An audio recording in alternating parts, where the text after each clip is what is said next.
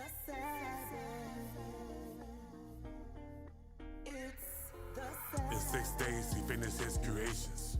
All that's in the heavens, all that's in the earth. The 7th day he sanctified and made it holy. Moses told me this day would be for a sign between him and Jacob, established as a covenant in all our dwellings. Israel must keep it as the most honorable day, treated as a delight. The Sabbath begin when the 6th day loses life. It's the Sabbath. It's the Sabbath. A day of rest and not pursue our own pleasures. A holy convocation, that's a holy gathering. What is reading out of his law in anticipation for a spiritual measure that Ahayah give us.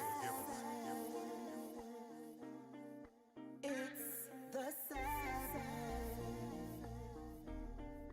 It's the Sabbath. Committed not to buy or sell or to go on a journey. No laying with your wife, I hope you heed the warning. Seek and do the things that please Ahayah only. Gather with his people, have a good time. Break bread, drink wine, it's time to cast away the cares of this world for another day. Sufficient are the evils of the day. It's the Sabbath. It's the Sabbath. It's the Sabbath. The holy days in the Bibles are Sabbaths too. Jubilees and it's new moons. Know your pastor probably told you Sabbaths any day. Take heed and do what Moses say. Let's open this Bible. Exodus chapter 31 starting at verse 13. Speak thou also unto the children of Israel, saying, Verily my Sabbaths ye should keep, for it is a sign between me and you throughout your generations, that ye may know that I am Ahayah that do sanctify you. For ye should keep the Sabbaths therefore, for it is holy unto you. Everyone that defileth shall surely be put to death.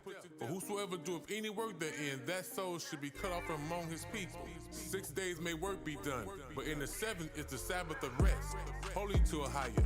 Whosoever doeth any work in the Sabbath day, he should be put to death. Wherefore the children of Israel should keep the Sabbath, to observe the Sabbath throughout their generations, for a perpetual covenant. Leviticus chapter 23, the middle of 32. From evening unto evening shall ye celebrate your Sabbaths.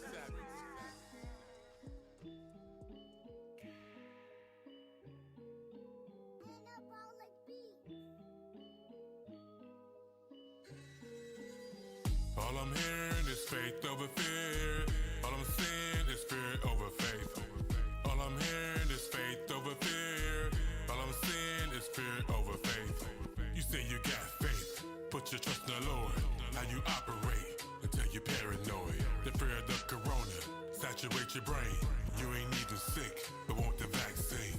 Bill Gates desires you to depopulate. Create a vaccine to exterminate God's chosen people, inconceivable evil. Moses told the plagues will come from the ego. Pestilence and death, a product of a divine curse. Agony and tragedy when he visits the earth. Desolation should come from hurting realization. This is the fourth beast, that fierce nation. All I'm hearing is faith over fear. All I'm seeing is fear over faith. All I'm hearing is faith over fear. All I'm seeing is fear over faith. All I'm hearing is faith over fear. All I'm seeing is fear over faith. Me too. All I'm hearing is faith over fear. All I'm seeing is fear over faith. What's that? What's that? I see people running in the pack. Drew up the play to go long and ain't no running back. XO, they don't even love you though. They trying to X you out, trying to cross you out. Fear no man but inoculate the doubt. Push the vax, hot the facts, 2020 year of the cataract, blurred vision, programming television. We at war attacking your medulla oblongata while they got their feet up eating cheese and ciabattas. Servants taking hits, yeah, stigmata. Your people asthmatic, corona taking win. They forgot the real crown is Christ, we win again. That's why we gotta serve you like a ball that win, but then we gotta know our purpose like flour in a pan. Eat the bread of life so we ain't baking in the end. Yeah, faith over fear, let the hook sink in. All I'm hearing is faith over fear. All I'm seeing is fear over faith. All I'm hearing is faith over fear. All I'm seeing is fear over faith. All I'm hearing is faith over fear. All I'm seeing is fear over faith. All I'm hearing is faith over fear. All I'm seeing is fear over faith. Let's cut to the chase, make it make sense. You won't receive food or drink from a total stranger. How you give your child a vaccine from a total stranger? Read ingredients and you'll see you in total danger. Psychological magic got you trusting your foe. If you take this death potion, death is at the door. The people you esteem call us undesirables. He gave me a trumpet, commanded me to blow. All I'm hearing is faith over fear. All I'm seeing is fear over faith. All I'm hearing is faith over fear. All I'm seeing is fear over faith. All I'm hearing is faith over fear. All I'm seeing is fear over faith. All I'm hearing is faith over fear. All I'm seeing is fear over faith.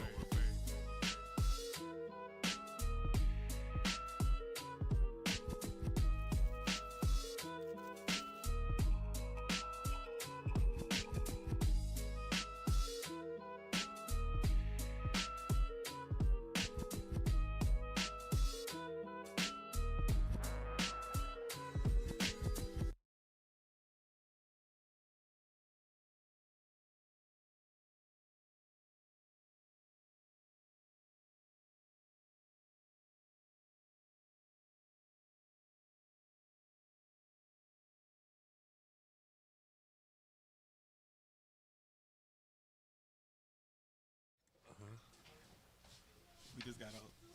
Was that on? Yeah, we don't know. Oh, really? Oh, man, how about, glad you said that.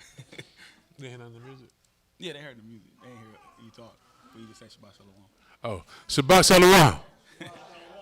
Shabbat Shalom. Shabbat Shalom.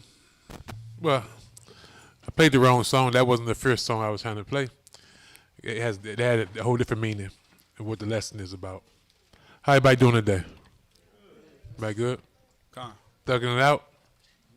Con. All right, then. I am Elder Ma'ai, this brother Iran to my left from Awakening Ahayah Select Church. Here once again through the grace and the spirit of the Most High God to present you another Sabbath Lesson. Today's title is Fear of God is the root of righteousness. Fear of God. The fear of God is the root of righteousness. We're gonna dive into that in a minute. Be His will. Excuse me. Before we get started, let's salute the Most High and awaken the highest like church way. All hell Ahayah. All hell Ahayah. All hell Ahayah. All hell Ahayah. Cool. I think y'all we got Purim coming up on the 10th. It's the 10th. Purim coming up in 5-6 weeks is Passover. Con. Because what's this? This is the last week of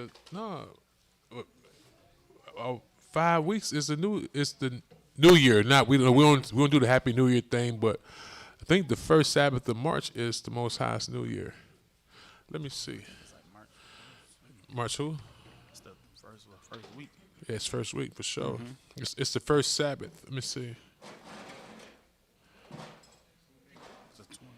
Let me see. I got it here. Yeah, March 1st. It's March 1st. It's the beginning of spring, and the Passover is the 14th. The third, huh? Yep, sundown. Yep.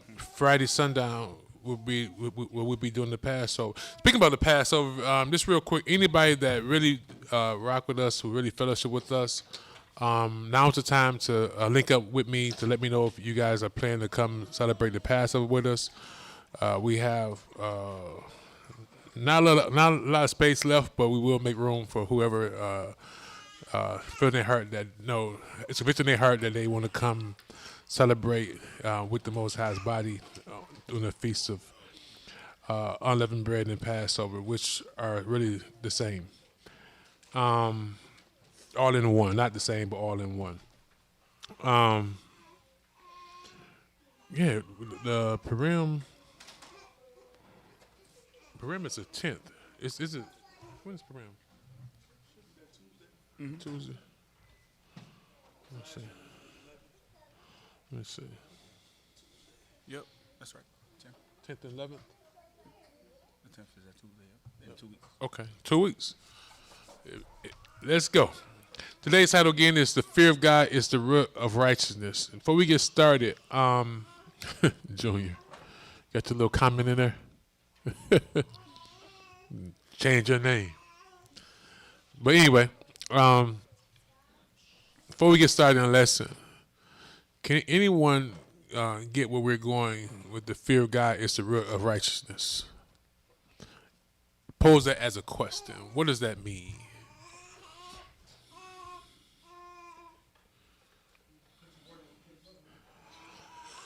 How is the fear of God the root of righteousness? Sister Bill, huh?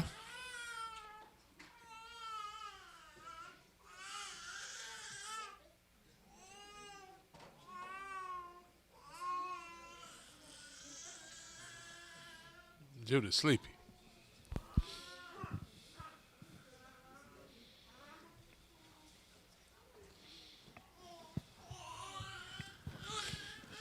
Because if you fear God, you keep His commandments, and if No, I understand that, but the analogy, the picture I'm trying to paint, I used the word root for a reason. So let's get that. Think about me. you said think about you. Yeah, and why I used the word root.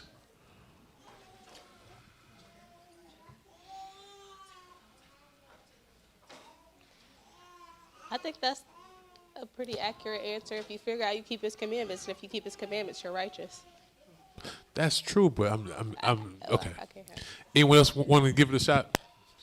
Sister Tirza?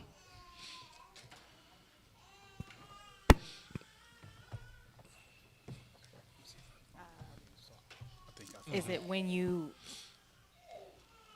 start to fear God, then you'll hate what He hates and basically change your path? All that's true, Sister Johanna. That's the one. That's one right there. The water for that. I think it's the same as what they said, just worded differently. You'll consider maybe death or damnation, and before you do all things, just consider yourself. Well, consider Him, so then you would know that that's the only way to be righteous. Okay. Hold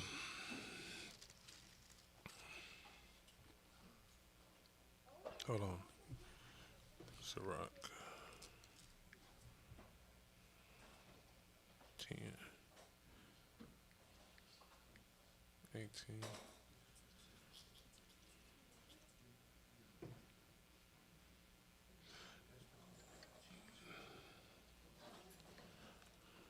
Now, oops.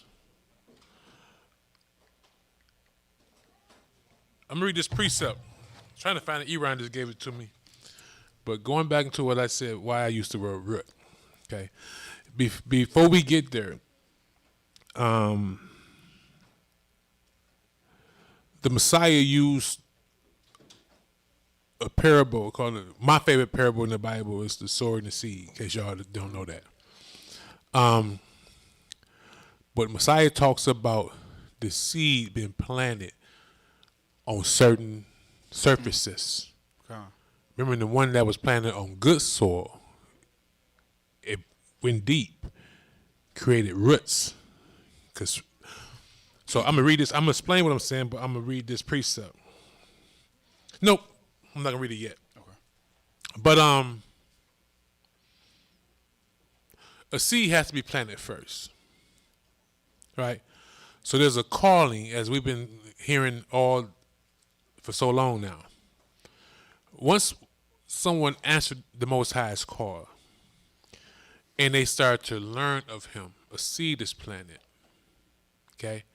Depending on our work and our faith determines what surface or how deep that seed actually go. Right?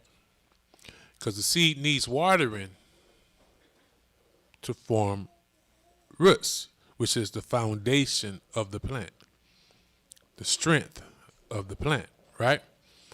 So with the knowledge of the Most High and the understanding of Him, we get to understand that He's our creator, right?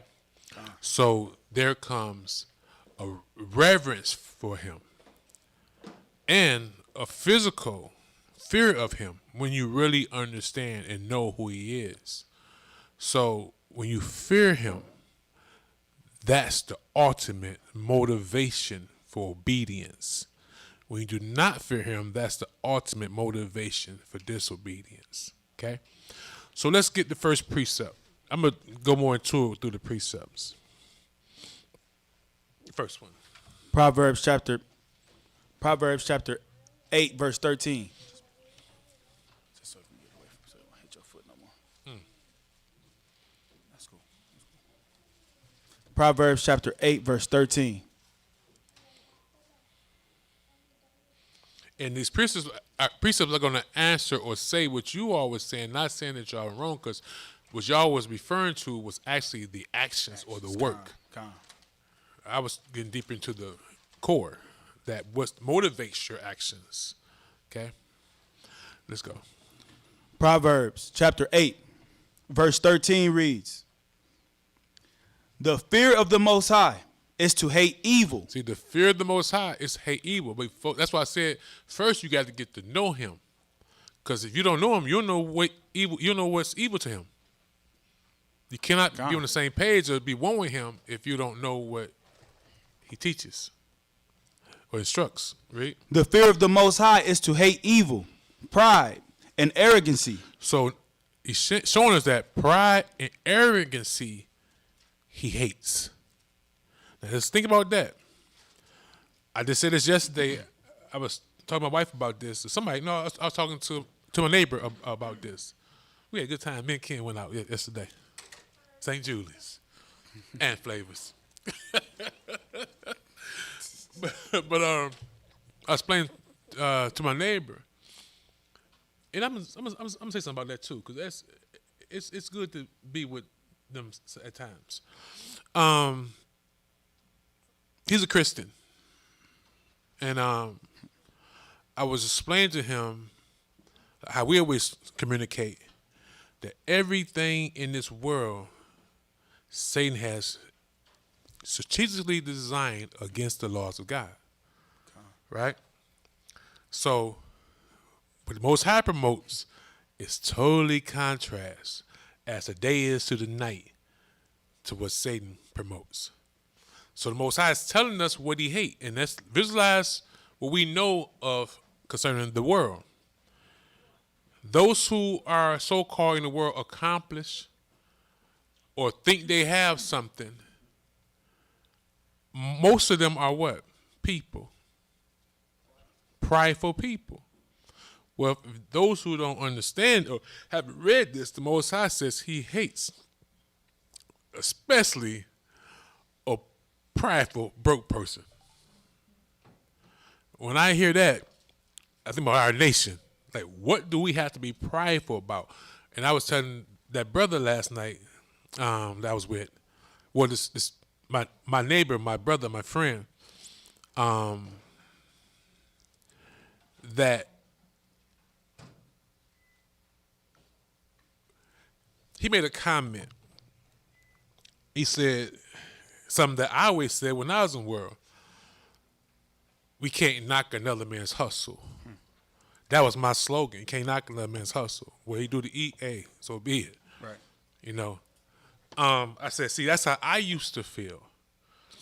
But since I have been learned the truth, I will, and I can knock a man's hustle. Because how can I condone someone that's poisoning our people? Whether that be through drugs, through religion, or whatever, I can't condone it. The Most High hates it. I mean, I said, see, you're carnal, so you speak carnally. See, I understand that. But in Satan's world, he promotes pride and arrogancy. The Most High said he hates it. So once we learn what the Most High learned, again, a seed is planted, and that motivates us to operate as what you all were saying. You fear him, you keep the commandments, and all that stuff. Let's keep going. Come. Get the top of 13 again. The fear of the Most High is to hate evil, pride, and arrogancy, and the evil way. And see, these are evil ways. Read. And the froward mouth do I hate. What's a forward mouth? What does forward mean? Christian. Kristen, where's he at? I think he says. Somebody give him a microphone and he say that again out loud.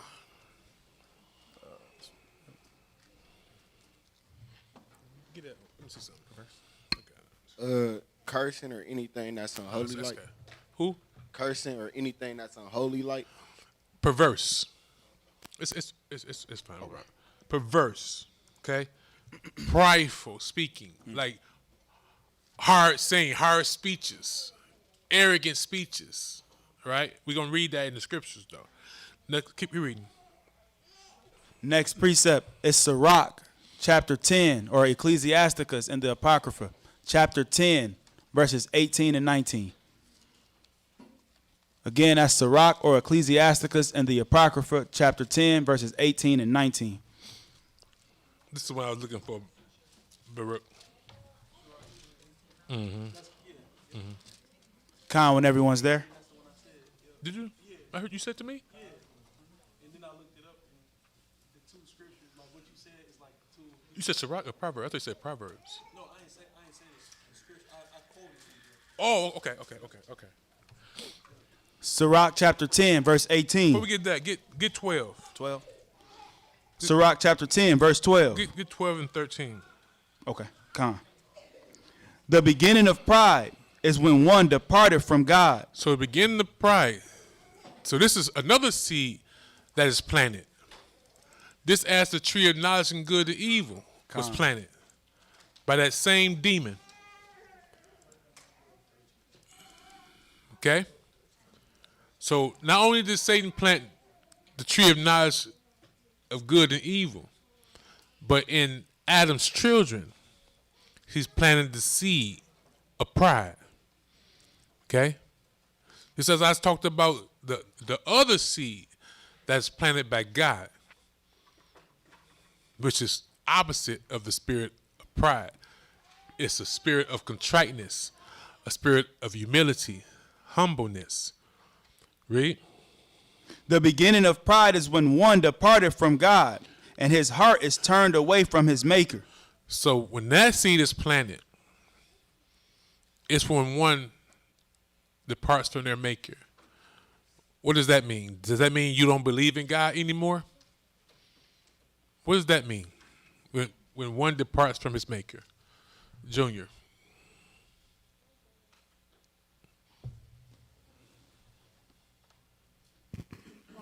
Stop doing what your maker created you to do, Exactly. and you turn away from him.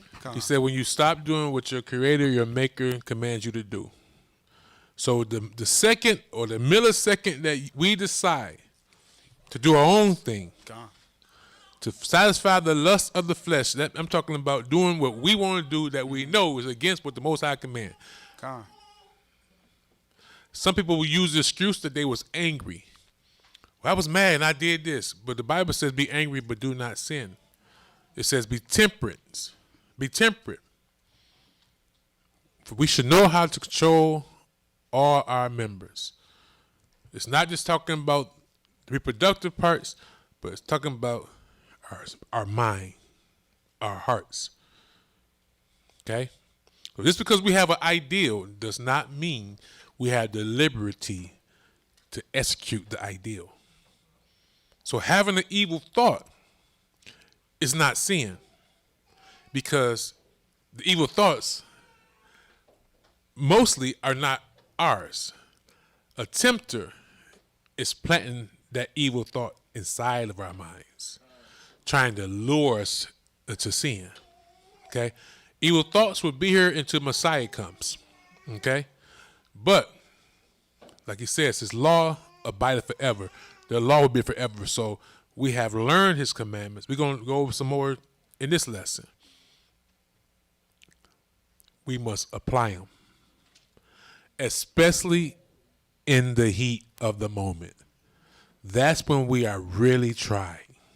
That's when Satan is looking back, rubbing his hand, and just hoping, wishing we bend the knee. Or we say, well, I ain't bend the knee, Satan. You did. When you went against what the Most High commanded. It says, when revile, revile not. When one speak evil of you, don't return the same. See? If we do, the spirit of pride overtaking us, we sin. So whenever we do against what the Most High say, in that second, we depart from our Maker. We're no longer in union with him. We're in union with the adversaries. Read. Still in Ecclesiastes chapter 10, verse 13. There's an Ecclesiastes book right in that window right there by the door, right to the left. Somebody get that book from me. Y'all got the pocket over there? Okay. Cool. Verse 9, the water.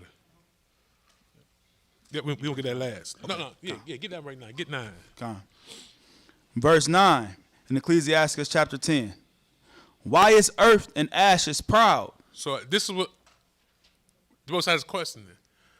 Why is man proud? Who's from the dirt? What do you have to be proud or prideful about when our very breath don't belongs to us? Let me say that again. Our very breath does not belong to us. Come.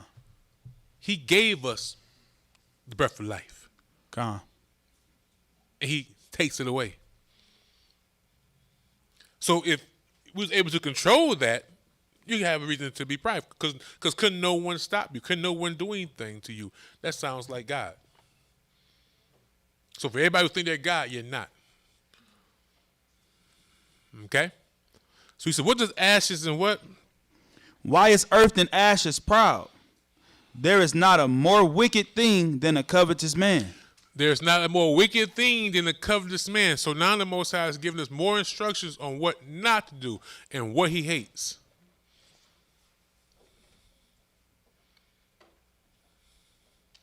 What's a covetous man? A covetous person.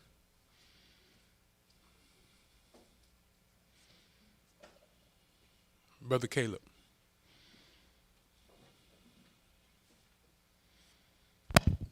A man who desires or wants something that does not belong to him. Exactly.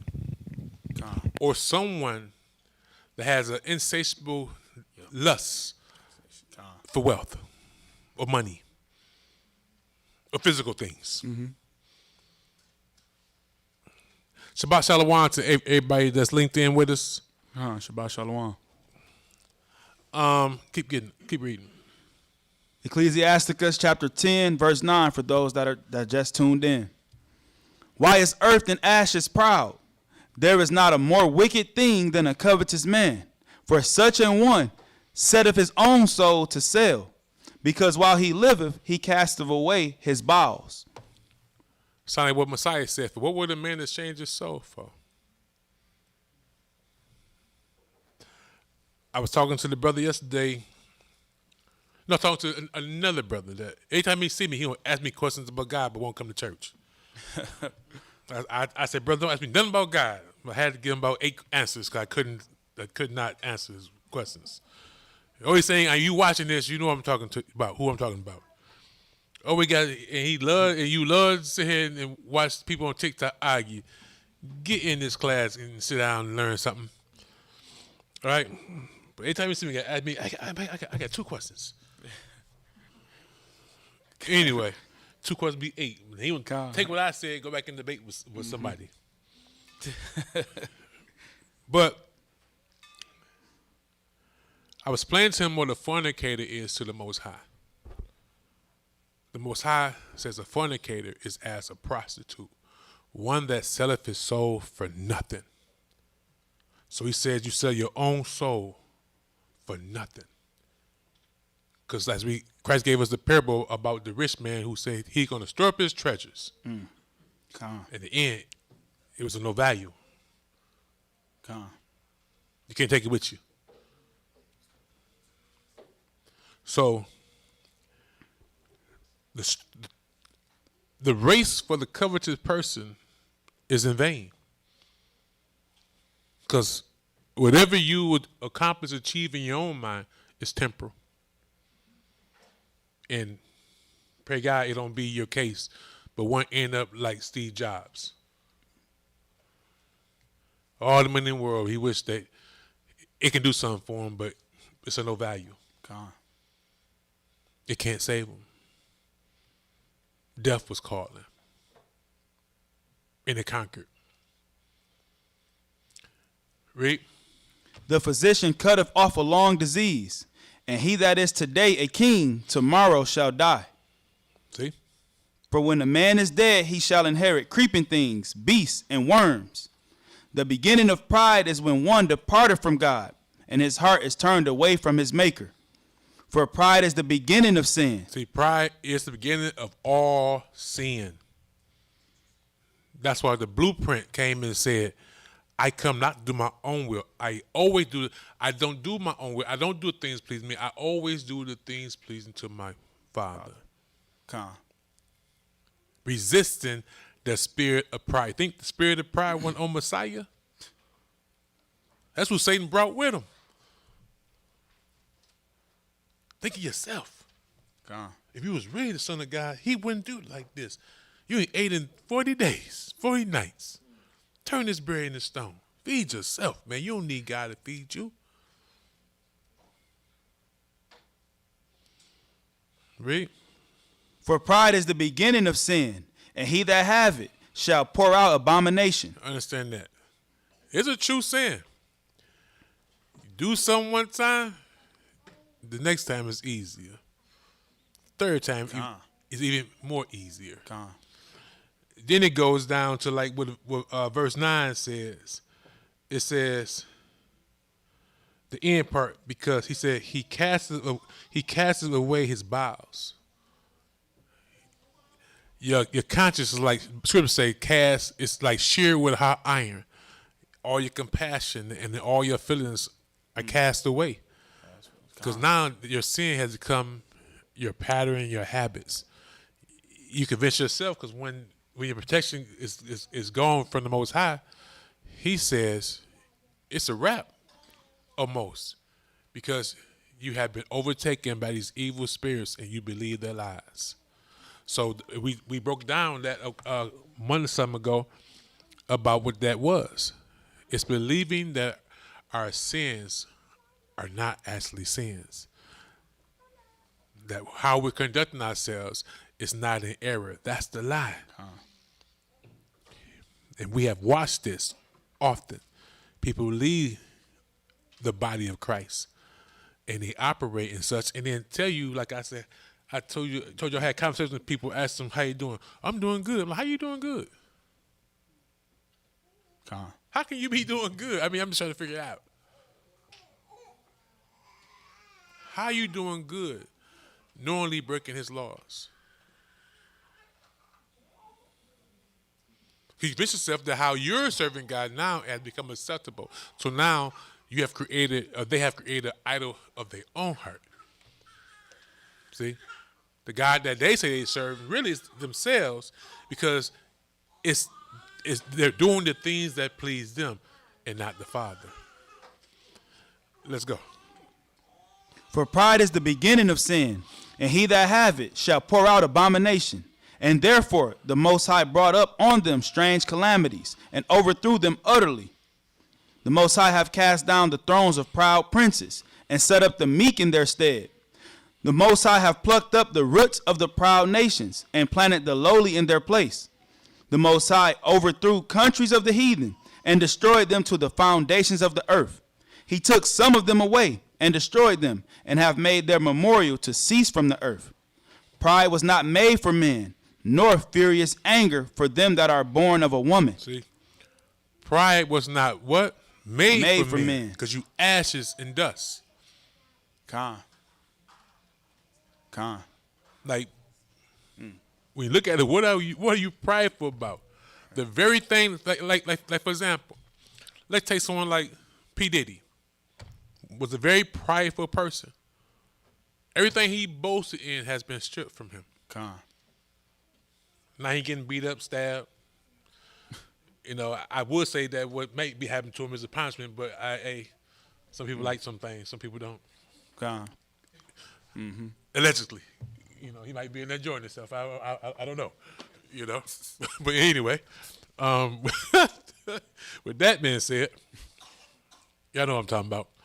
But everything that one builds themselves up in their own mind can be taken like that. Mm-hmm. Right? I watched a wonderful movie last night. Sister Ahayah, she requested it. I told her that's the best recommendation she gave me in 22 years. War Room. Ain't that the name of it? Y'all sisters, especially those who are married, watch it.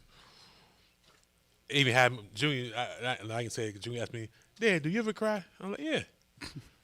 I had a little tear on my side eye, but I didn't show it to him. But it's a really good movie. And I'm promoting it to be watched. I thought I'd seen it before. I saw it before, but we didn't see that movie. That's the first time. She be over there crying. She a crybaby. But well, get ready to say. I can't tell you. You had to cut off talk about the movie. What was I saying before I said about the movie? Again, all L time, all time, L time, or something, yo. Go back on the thing. Sugar on the brain. Anyway, I forgot what I was getting ready to say. You got room for me? I know you do. I'm gonna admit you. Yeah, you want to see what Sister Kano at? I admitted her. Y'all can go see her. Her business hours from 8 to 10.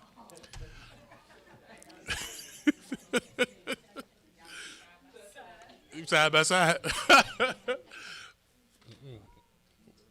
It probably take 5 minutes before you get to that part again.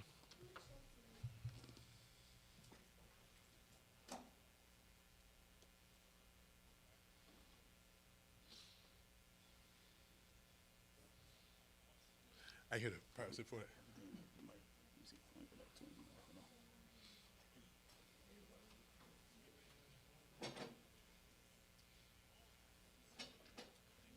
Okay. Yeah. But he had to bring it back to me. See, good thing we got technology. You can press rewind. But that's the pride of life. When you boast about the things you accumulated. Right? So that's going back to what Messiah asks us. For what in this kingdom will we exchange our soul for? When everything that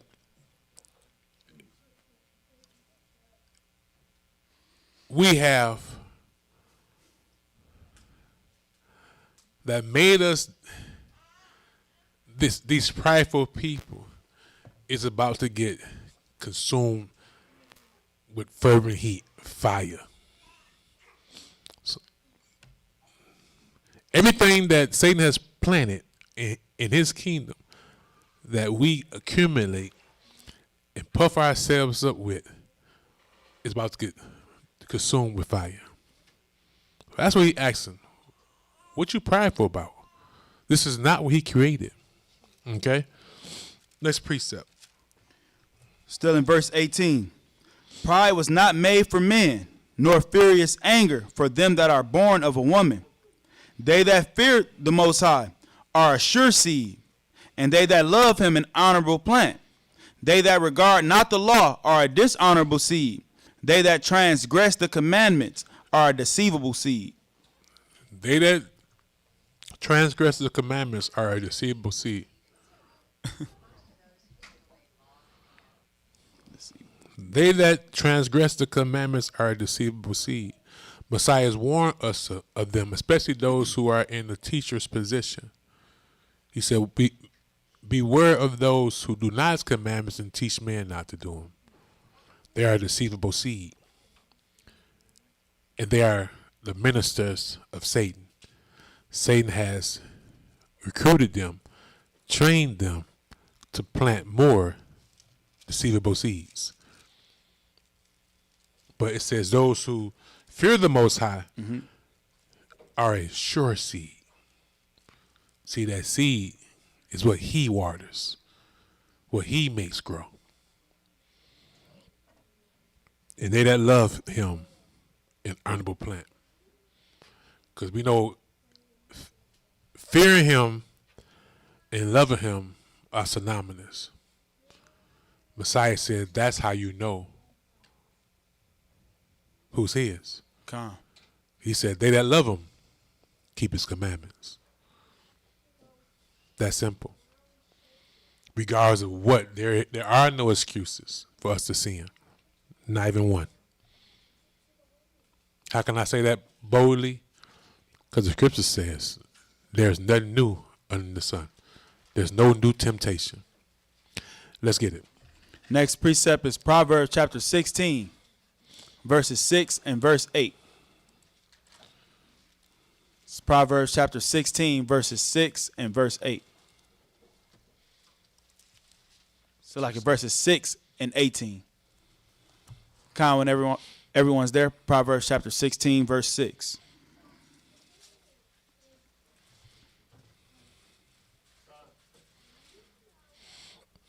So we have to understand the process of the seed. The seed is planted, it's given nutrients, I mean, it's given water, it germinates. Little roots start coming out of it and start digging deep into the earth. Get it. Where we at? Proverbs chapter 16. Yep. We get verse 5 as well. Everyone that is proud in heart is an abomination to the Most High. So everyone that is proud of a heart is an abomination to the Most High. So if I was a pastor that taught prosperity, what would I be promoting?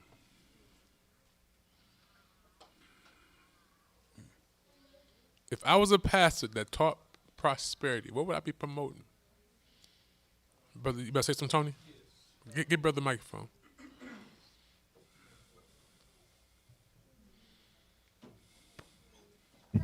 Well, you would be promoting words against the Most High, but pretty much promoting evil. Exactly, but also, if I was, Kristen, you had your hand up? Basically being prosperous in Satan's kingdom. True. But understand the type of person, Sister Milka. Understand the type of person that it takes to teach the prosperity doctrine. Getting money. Get money? Sister Bilhah. Can somebody give me some coffee, please? It's brewing right now? All right, the water. Where's the microphone? Get Sister Bilhah the microphone.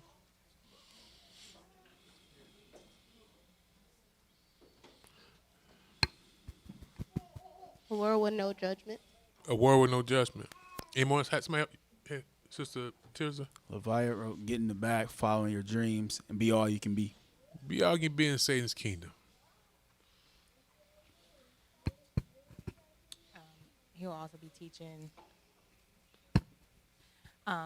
that you'll be blessed monetarily. You bless monetarily, like they said, like get in the bag. But understand, if I was a teacher of prosperity, that means I have to be prideful. Because I would sound like them. Because it all be about how I feel God has blessed me. Right? Put myself in the pharisaical seat as if I'm better than the flock. Right? Because always them, or I, when they talking about how God has blessed them. When the whole flock is parvish. So that, again, understand what I'm saying? If I'm your teacher, if I'm your leader, Christ says, if I love him, feed his flock, why I'm the only one that God loves? Because if he just blesses me, you mean tell me he don't care about his flock? So I'm promoting them, showing them to do as I do, and maybe God will bless them too, as he's blessed me. Is that humility? Like I talk about all the time. I got on $2,000-$3,000 shoes, $6,000-$7,000 suit, but the church can't even pay their bills, and they're pouring in their last to continue my lifestyle, believing that if they be like me, God will love them too and bless them. But someone that was a real loving person would share their abundance. That's what Messiah told the man.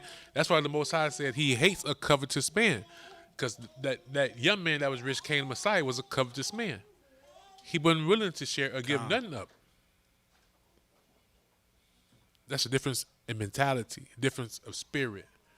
But if to me to be a prosperity gospel, teach the prosperity gospel, I would have to be prideful. Smack the door.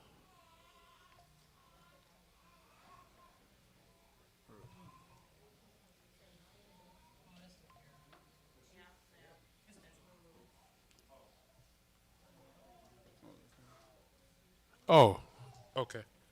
Tell her to pull it harder.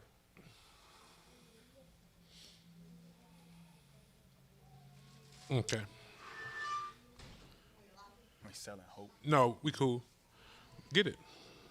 I was as well selling hope to the congregation that if they continue to pour in, monetarily, that they'll be blessed with the things that God has told that pastor to tell them, or you'll have this or you'll have that.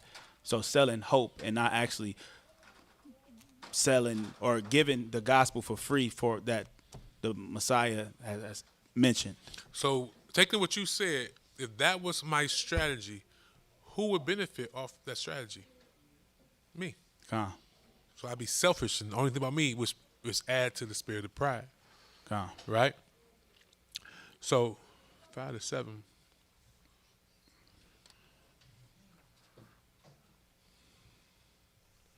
Next precept. Verse 5. Everyone that is proud in heart is an abomination to the Most High.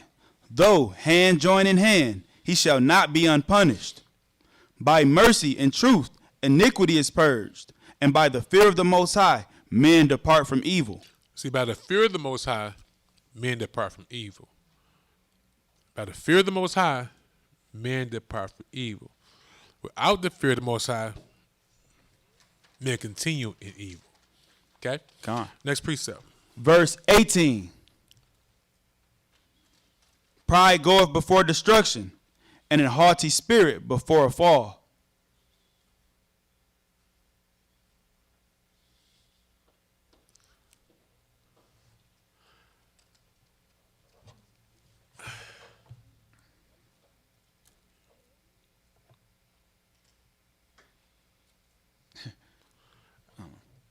Paul 12 VH in QV. I don't understand what you're doing.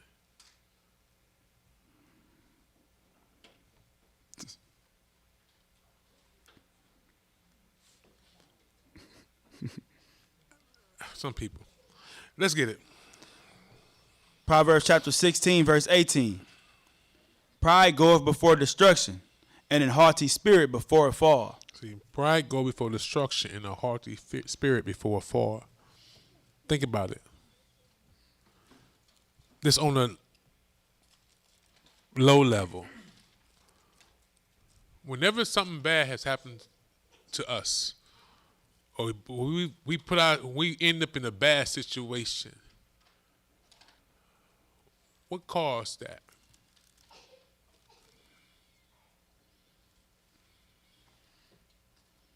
Right? I'm going to say this.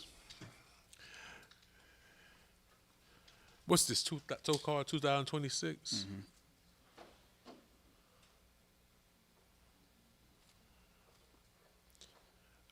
I'm going to say, I don't know what year it was, but I'm going to say it was somewhere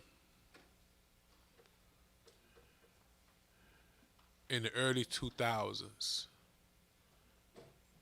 Probably about, I think my daughter was in high school then.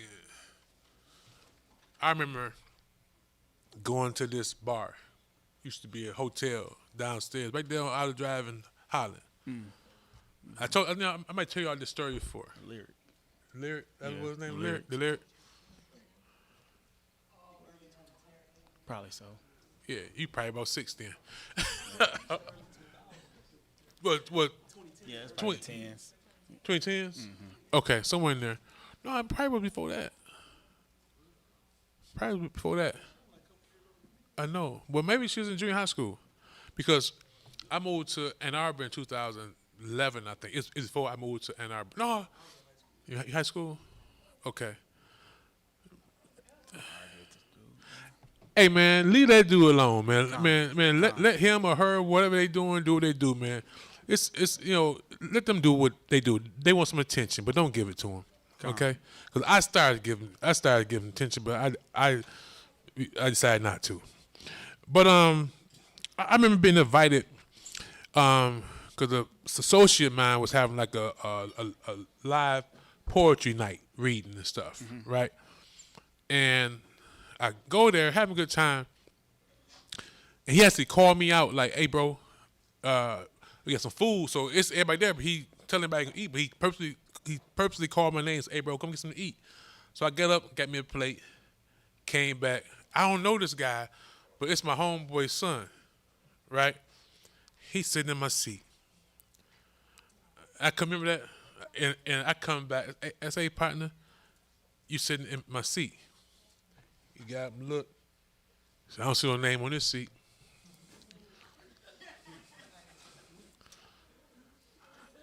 Right. So right when I'm about to say something, his daddy ran over there. Will Fenoy. I don't know if y'all know Will. Will, you know Will. So Will cut into his son, and I'm like, I see you, gangster. You know what I'm saying? That's not Will. He can have his seat, man. He has a seat, man. He right. Will dead now. Yeah, he passed away a few years ago, and but he was trying to check his son. No, let gangster be gangster. No, I see gangster, and I see where you got it from, you know. But he right. It ain't my seat, right? And it took a lot of control, you know, back then. And I thought about that. I'm like, man, I could have lost my life or ended somebody's life publicly over a chair that wasn't mine. See, that's pride, right? And I remember coming home that night.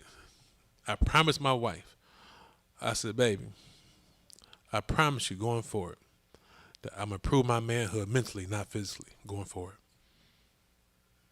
So I remember that night, I remember saying that because many people are dead and doing time in prison or have done time in prison because of pride. That same episode, what I'm just saying, somebody get a popping in there over a seat that's not theirs because somebody disrespected them. See, pride is the beginning of all sin. So, not knowing it, but in my mind, even not being, of the truth, and I was of age to understand I've gotten in enough trouble because I brought up the question for a reason because most of the times I got in trouble or end up in a bad situation, I was angry and I didn't think it through. Something happened, homeboy, we riding, or I'm not even thinking about nothing. We just in the moment, and then when the moment over with, I'm looking up at these little bars and I'm in the back seat, handcuffs. You know what I'm saying? For real, but you're not thinking. That's why the Most High said, "Be temperate, control yourself, think it through, be patient. Let patience have a perfect work. Think it through, right? Because that anger ain't no joke. It blinds your eyes and your ears and your heart, and you react without thinking. So understand. See, when I hear people say all this stuff about God's law, all I see is love. He knows what we're going to do. So he's telling us don't do it out of love. So because I control myself, not even knowing his law, I made it home safely, and I'm still here. I'm still here. You know. So, yeah, that's my little story for today. Let's go. But did you have something to say? Just real quick on what the brother, the teacher, is teaching. I had a situation like that. Stayed at the basketball games. I know this brother a long time right here, but we would go to the basketball Talk game. about pride. Oh yeah, I love this brother. That's my little brother. But same kind of simple situation what happened at the Breslin Center. We was down there. Now I had a ticket for the seat, and I seen this brother in my seat, and I asked him real nicely, when he get out of my seat, and as Bernie Mac said, he looked at me like I was short. Well, his brother was on the side. Kings now. Yeah, now, mind you, I got the ticket for the seat, you know, and so his brother was on the side just chilling, you know, just laid back or whatever, and I'm like, he told me, he said, well, I might get up at halftime. The brother told me, now mind you, you know, I laughed it off because this brother, you know, he's known for keeping up, you know, a bunch of stuff, you know, and I just laughed it off. And so finally, you know, there was some open seats very similar to my seat. So I just laughed it off, but I just looked at the difference between him and his brother was just laid back, you know, just kind of relaxing. But he had the attitude, but he was known for that. But just very similar story with what you told. So I laughed it off. I mean, y'all got to fighting right there. We would have been tumbling down. You know what I'm saying? We would have been on ESPN, Right, you know. right. But I couldn't. I wasn't, you know, going to fight over no seats. But it was my ticket for the seat, and he said I might get up at halftime. So he said, I think, but I might get up at halftime. That's crazy, man. Satan is so special. Yeah. But I wanted to see that brother play basketball, so I was willing to move. I got you. All right. He might get to fight during the game back then. This one right here. Boy, God's good. Let's go. Next precept is Proverbs chapter 4, verses 1 through 4, and we're going to drop down to 14 through 19. Junior said, thank you, Dad, for staying calm. And, son, since we're on that, and I'm going to use it as a teacher moment, son. See, because that's a man's duty for his children. I'm glad I said that because I've showed you in another example. But that's why I always try to teach you that because people call you names and try to provoke you, as long as they're not trying to harm you physically, let them have it. Because they're trying to provoke you. They're trying to provoke the spirit of pride in you. Because you look at people around you laughing, and then you feel some kind of way. That's the demon trying to get you to get in trouble, right? So, like I said, is what they telling you true? If you know it ain't true, what you worry about it for, right?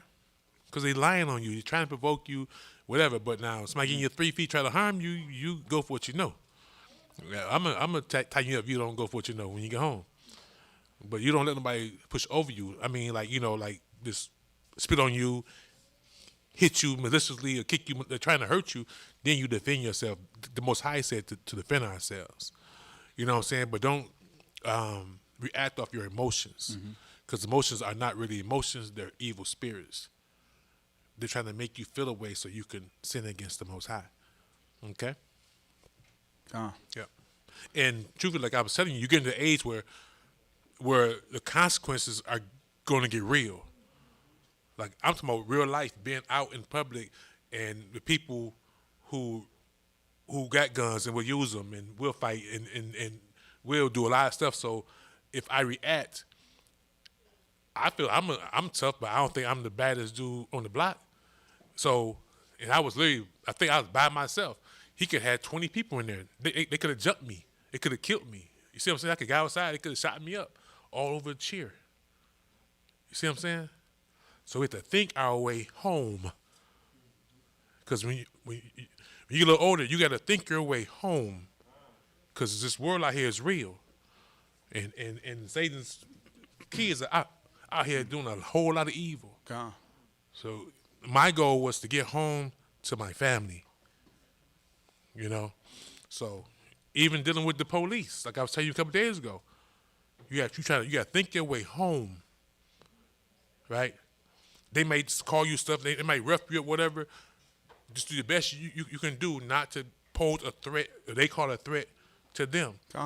So when you get driving, so don't reach for your license, ask them, my hands up, is it okay if I use my right hand to get my license? Because if you don't do that, they can shoot you because they think you're going for a gun. Right. So we have to think our way home. Understand what I'm saying? Because it's not what you know, it's what they may believe. Mm-hmm. Okay? So I have a lot of life experience over you. So I know what I'm saying. You haven't had that yet. So I try to give you examples so when they do happen, when they do occur, you already are aware of how to react. Because I've been through a lot. And I'm telling you how it is out here. So you can't say, you can have the mentality, because a lot of people go wrong thinking they have rights. I understand that we're slaves. We don't have no rights. I got a right to this. Nuh-uh. Like, I would see people arguing with the police, and I was one that did all that before they got the memo and started shooting us. I was acting fool, but I'm thankful to God that I'm still here, because they didn't change up. They ain't playing no more. So a lot of people get harmed because they think that they are an American citizen, they got rights and this and this. No, be compliant. Don't argue with them. Just be compliant. Do what they ask you to do. They tell you, cut the car, put your hands on the dash, do all that. Don't be like, I ain't rolling my window down. Roll your window down. You know what I'm saying? Don't play with them, okay? Yep. Yeah, think our way home. Okay. Let's go. Proverbs chapter 4, verses 1 through 4, dropping down to verses 14 through 19.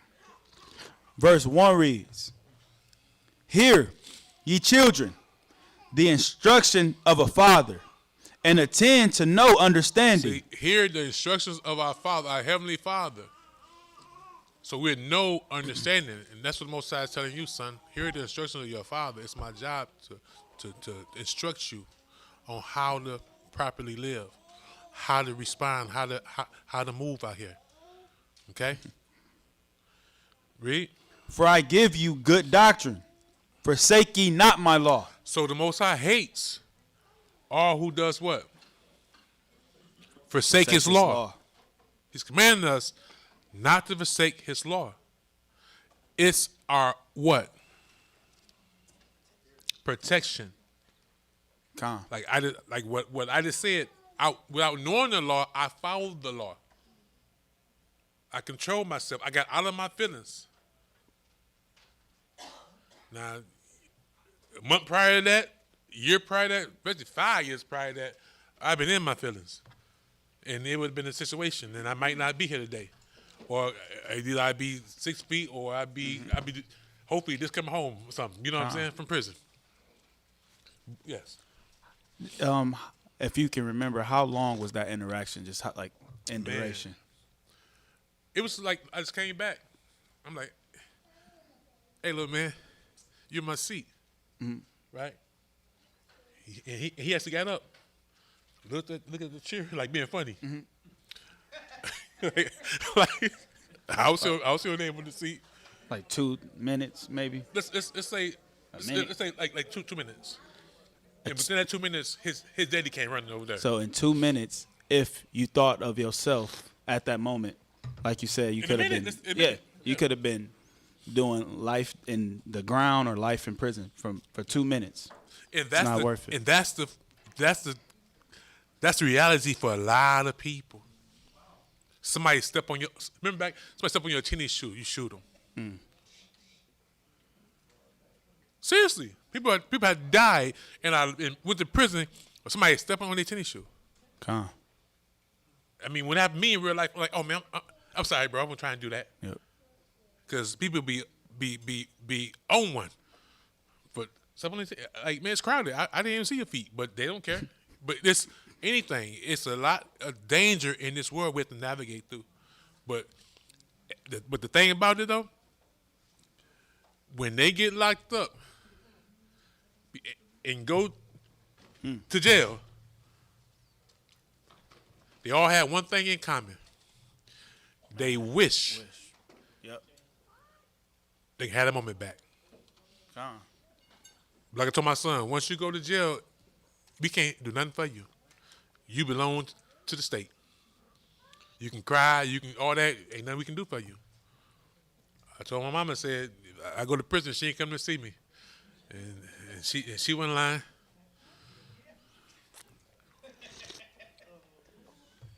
What? Huh? Go ahead. You want to say yo-yo? He got me laughing. I remember when I went to jail, and I just sat there, and I knew my mama was not gonna get me out, or my daddy. But I called, and I just sat there, and I'm a crybaby, but I did not cry. I was prepared. So my mama did come to my court thing. My daddy didn't, and they ended up letting me go home on the PR. But I had already knew. My mama always told us, you ever go to jail, they would never get you out. So I was prepared to just sit there. That's the thing. I faced 30. And I made my mom, hey, mom ain't come out, and my mom was prepared on this, adapting to this new world. Hey, mom ain't come to see me, hey, it is what it is. You know what I'm saying? So that's close thing to me. So, she ain't coming to see me. I'm about to be an animal in this mud, for real. I got for real. You know, I'm going to try to survive. Hope I get it home. But go ahead, let's go. Still in the book of Proverbs, chapter 4, I'm going to give verse 2 again. For I give you good doctrine, forsake ye not my law. For I was my father's son, tender and only beloved in the sight of my mother. He taught me also and said unto me, let thine heart retain my words, keep my commandments, and live. See, children, I hope this really seek into your hearts, okay? Because it's deeper than what we're reading. Young ladies over there, I want y'all to hear this, okay? Here's a son who's actually now a king, but he's expressing the appreciation of the love that he received from his father, okay? So watch this. It says, hear ye, children, the instructions of a father, right, or your mother, and attend to no understanding. So it's deeper than this, you receiving instructions on what to do and how to do it, but the understanding must be coupled with it. When you understand, like I say all the time, when you understand why you're doing something, you'll be better at doing it, right? So we're talking right now about the why it's important to, I said, think our way home, right? Because if we do this, we know this could be the consequence. It's not this, my mama said don't do this, my dad said don't do this, and now with not the understanding of it, you may still do it. But now the Most High give us the understanding, right? So I'm not going to do it because if I touch the fire on the stove, I'm going to burn my hand. It's going to hurt real bad. You see? But mama just say, or daddy just say, don't touch the fire on the stove. You might just see what it actually do. But now, the Most High is giving us more on it. He's explaining to us why not to do it, to keep us out of harm's way. Okay? So it says, but he give us good doctrine. Doctrine is our way of life, how we must live. Okay? So it says, forsake not my law. I mean, like, don't do what he say, don't do what he say, don't do. It's for a reason. Like I said before, it's our protection. If we follow what he says, he will protect us. Okay? It says, for I was my father's son. In y'all case, you're your mother's and your father's daughters. And for those who are men, young men, sons. It says, tender and only beloved in the sight of my mother. So he's showing that he understood that his parents loved him. This is why they gave them instructions. Junior. Right?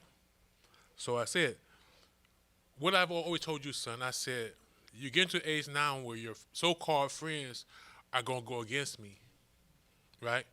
They may say, well, your dad and mom are too strict. Right? But why are we strict? It's not that we're strict. It's love. But they don't understand because everybody don't have parents like y'all. Right? So what y'all may see as freedom or they able to do what they want to do, that's not good. It's not good for a child just to go off and be able to come home at 2, 3 in the morning, unsupervised, with no guidance. The guidance is y'all protection because someone loves y'all. Well, the Most High love us, so he give us instructions, and we give y'all the instructions he give us, coupled with our life experiences. Right? It says, he taught me also and said to me, let their heart retain my words. I mean, keep in your heart the things that we are teaching y'all. It's for your benefit. It's not that we don't want y'all to have fun. We don't want y'all to do this. But that's why I always tell y'all have heard the testimony, all y'all children here. Remember Noah. And one thing I want y'all to remember about me is me saying that Elder always told us to remember the days of Noah. Remember Noah. Okay? They had friends. They had families. Right? They was talked about. They said that they was crazy because they was following what God said do. But guess what the Most High did? Through his words, his commandments, he protected them because they kept them. They did what he said do. The whole world that forsook the Most High's laws got destroyed. Everybody that laughed at them. Everybody who said that they was crazy. Everybody said that Noah and his children were weird. Mm-hmm. Think about it. I'm going to drive it home for y'all, hopefully, right? Y'all all know what a desert look like, right? What does a desert look like? Sandy, dry, no trees, right? No vegetation, right? So imagine being in a world where it has never rained before. You don't even understand what rain is. Okay? So I'm putting y'all in reality. They're in the desert. Noah's talking about something that's strange to mankind. It's going to rain. What's rain? Oh, man, you crazy. You drunk. No, God said do this. So imagine what the things they were saying about Noah and his family. Even especially his own family. See? So you are learning that it's going to rain fire this time. We never seen it rain fire before. No one in our generation had ever seen it rain fire before. Just as in the days of Noah, they never seen it rain water before. But guess what? It actually happened. And there's proof around the whole earth that what I'm telling you right now really happened. But because Noah and his family believed the Most High and kept what the Most High and did what the Most High said do, they made it through alive. And that's my job for you all, to teach y'all the things that the Most High command me to teach so that we all make it through alive. Okay?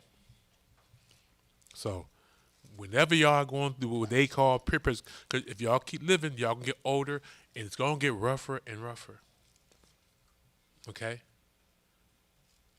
But remember, Elder has always told y'all, remember the days of Noah. Okay? And as y'all get older, that story going to mean more and more to y'all. Most High will. Okay? Now, for your adults, the same thing. Remember the days of Noah. Okay? Let's go. Still in Proverbs chapter 4, verse 14. Proverbs chapter 4, verse 14. Enter not into the path of the wicked. See? Enter not into the path of the wicked. That's why I was telling y'all, when y'all in school, everybody in y'all school is wicked. It's like everybody in our jobs, in our environment is wicked.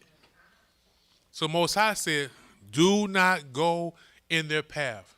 Don't do what they are doing. No matter how they are making us feel, the Most High said, don't go after them. Don't do what they're doing. They're evil, and he's going to destroy them. And if we do what they do, he's going to destroy us too. Because why? He hate all those who follow this wicked path. Because he didn't create that path. Satan did. Read. And go not in the way of an evil man. Go not in the way of an evil person. Read. Avoid it. Pass not by it. Turn from it and pass away. Hear me say, avoid it. Pass not by it. Why does the Most High says, avoid it, pass not by it? Hold on. I wanted the youth to answer that one first, if they can. Why did the Most High say, avoid the path of the wicked person? Pass not by it. Can anybody, one of y'all children, answer that for me? Let me go ahead, get it, try it. You can do it. Need a microphone. Give a microphone. Coda.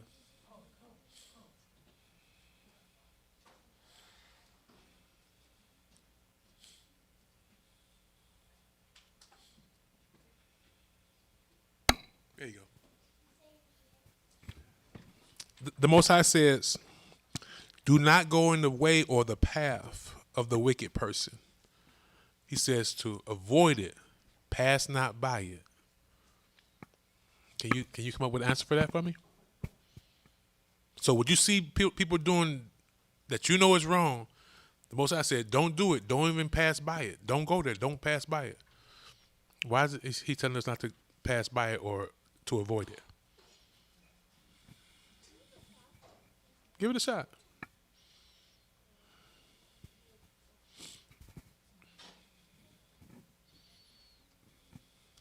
Probably because it's leading you down the wrong path. What you say? What you say? Say it again, Coda. Probably because it's leading you down the wrong path. Because you go down the wrong path? Exactly. Now, can I explain that a little bit? Hold on. I think somebody had a hand up first. Caleb, you had a hand up first? Caleb, then. I was just going to say to avoid temptation. To avoid temptation. There's a scripture very similar to kind of what you're talking about, where it says, excuse me, in Revelation it says, and I heard another voice say, come out of her, my people, and do not be partakers of her sin, so that you do not receive her plagues. Exactly. So to come out of her and don't follow the path of the wicked, so you won't get the destruction of that. So. Con, go ahead. Because don't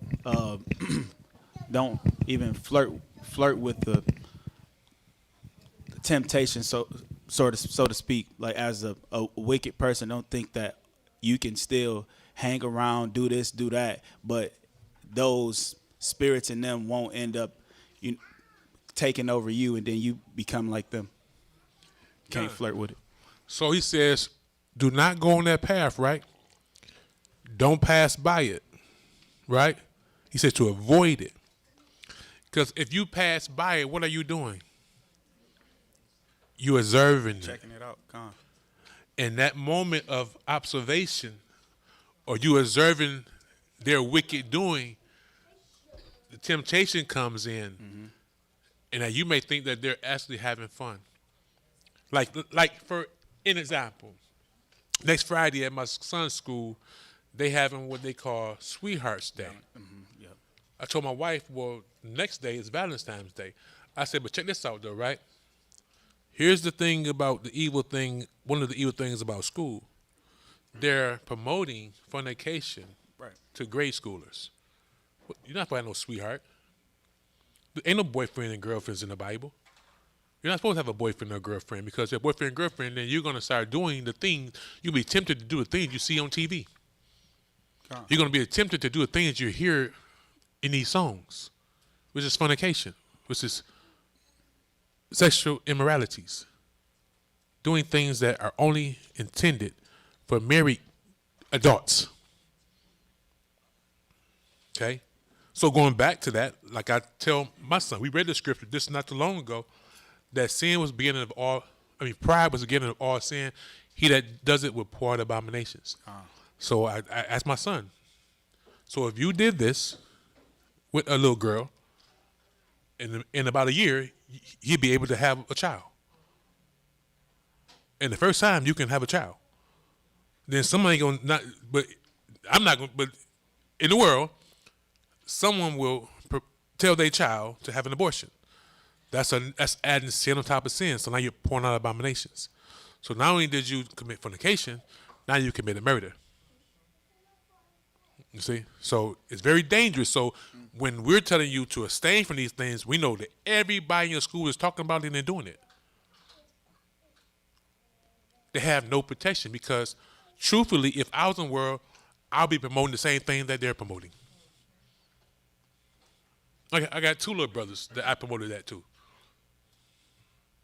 when I was in my ignorance because it's promoted to me. But now that we know better, now us as parents, we're teaching you children what to abstain from. That means what to stay away from because they're not telling you of the dangers that come with that. Not only that, then because of that, they could have been doing this a way more times than your first time, and they could have gotten something that's called an STD, a sexually transmitted disease, and that you cannot get rid of, or that could kill you.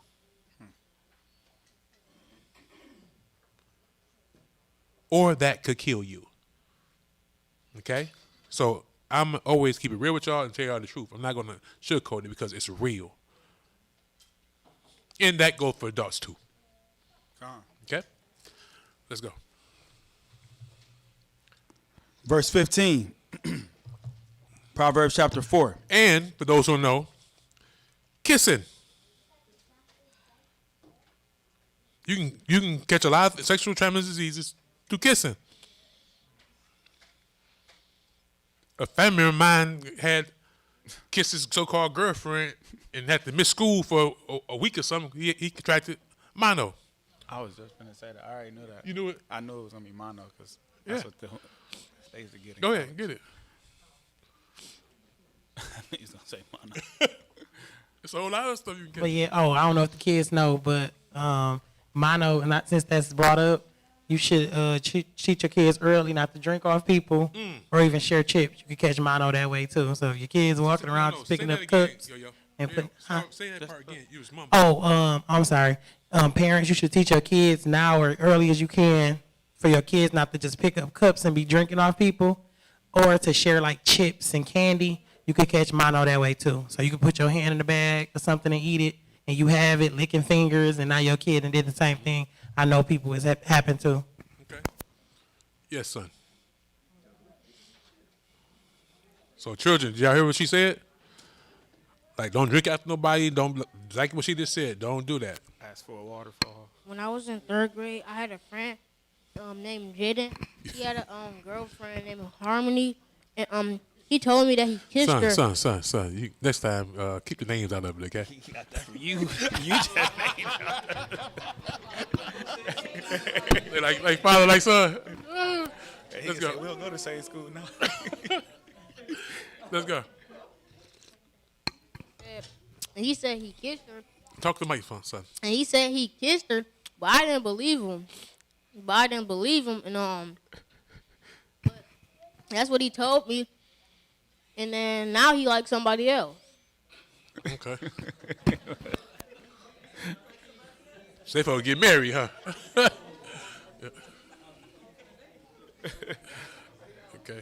So going to now he said he was in the 3rd grade. So now y'all see why I do what I do. My son said he was in the 3rd grade. His friend kissed a girl. So this is what they're promoting. That's why I said, no, ain't no such thing, no sweetheart.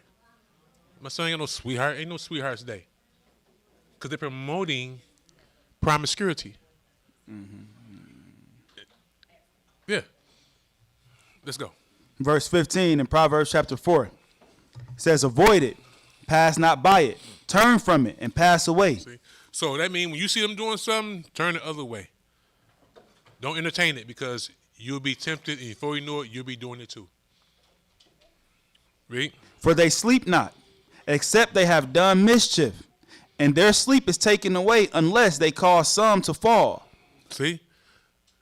They can't even rest well, 'cause their goal is to get you to do what's evil. So not only do they do it, but their desire is to get you or us or to do it as well. Calm. Read. For they eat the bread of wickedness and drink the wine of violence. But the path of the just is as the shining light, that shineth more and more until the perfect day. See? So this is their diet. Sin is their diet. They sin as off they eat. Okay? This is what's on their mind continuously. This as one have hunger pains and have a desire to quench their thirst, they have a desire to sin. But on top of that, the demons that's in them want to take us down as well. Right? The way of the wicked is as darkness. They know not at what they stumble. So it says the way of the righteous or the just is like a shining light. Calm. It's contrast. How we move, how we operate is contrast to them. Totally different. Their way is darkness. It's dark. Our way is light. That means that how we operate, it's apparent that it's different than those that are around us. As if a light was shining in a dark room. Okay? It says that the wicked, because they are in darkness, they know not where they stumble at. They don't understand what we understand. They move in the dark. They move without knowledge, without understanding. Okay? So it's as if they're walking in a dark room. They can't see the stumbling block before them. So they stumble, they trip, they fall. But Most High has given us light. He given us the law. He given us understanding so we can see what's before us. Okay? And discern whether it's evil or it's good. Next precept. Proverbs chapter 3, verses 11 and 12. It's Proverbs chapter 3, verses 11 and 12. Verse 11 reads, My son, despise not the chastening of the Most High, neither be weary of his correction. Understand that. So we're flipping this today. We're getting another connotation. So the Most High hates all those who despise his correction. He's commanding us to stay in his love. We must not despise his correction. So children, just as I just spoke to you, the Most High said, don't despise it. Don't deny it. Do it. If you don't do what the Most High command, he said you despise it. That means you hate what he is telling you. That's actually for our own good. Because he now I said, when I hear these laws, I see a Heavenly Father that loves his children. Come. So this is what the scriptures say, and tell me if I'm wrong, but am I saying the exact same thing the Heavenly Father, Ahayah, is saying? It says, my son, verse 11, despise not the chastening. That means like if you getting a whipping, right? Because you're doing wrong, right? It says, despise not the correction, or it says, despise not the chastening of the Most High, neither be weary of his correction, right? For whom the Most High loveth, he corrects. So you only get a whipping when you're doing something wrong. But if we didn't love y'all, we wouldn't whoop y'all at all. We wouldn't tell y'all nothing. See? But we're whooping you because we're trying to get it in your thick heads not to continue doing. Yeah, you too, Winnie.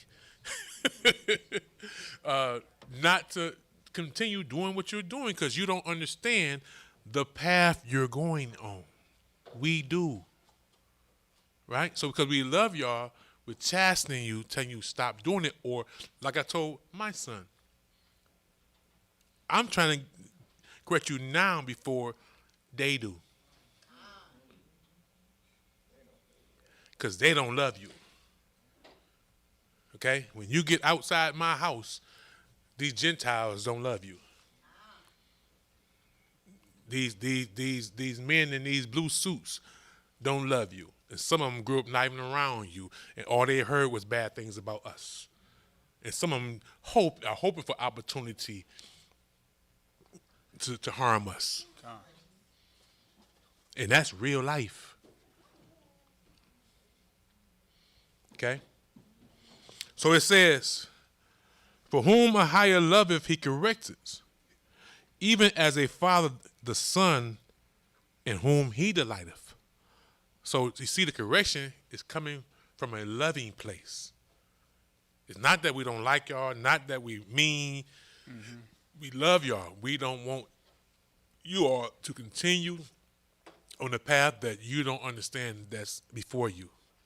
And for the adults, y'all already know. I need not to speak about it anymore. Read. Next precept, the book of Psalm, chapter 97, verses 9 and 10. Psalm 97, verses 9 and 10.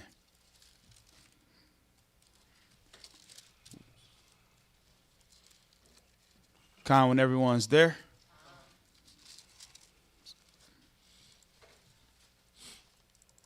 Psalm chapter 97, verse 9. I got it. Con. For thou, or you, Ahayah, are high above all the earth. So the Most High is painting a picture. He's showing us that he's high above all the earth. And to us, the earth is a used creation. But it says the Most High is high above all the earth. He created it. Right? So this, as he's high above all the earth, so is his wisdom. So is his understanding. Right? He preserveth the souls of his saints. He preserved the souls of those who keep his commandments. I'm sorry. Oh, for thou, Ahayah, are high above all the earth. You are exalted above all gods. So it's showing us that there's more gods than him in this world. He is the God of all gods. He created all the gods. They were once all his children, and they at one time was all obedient and good. But he had a bad son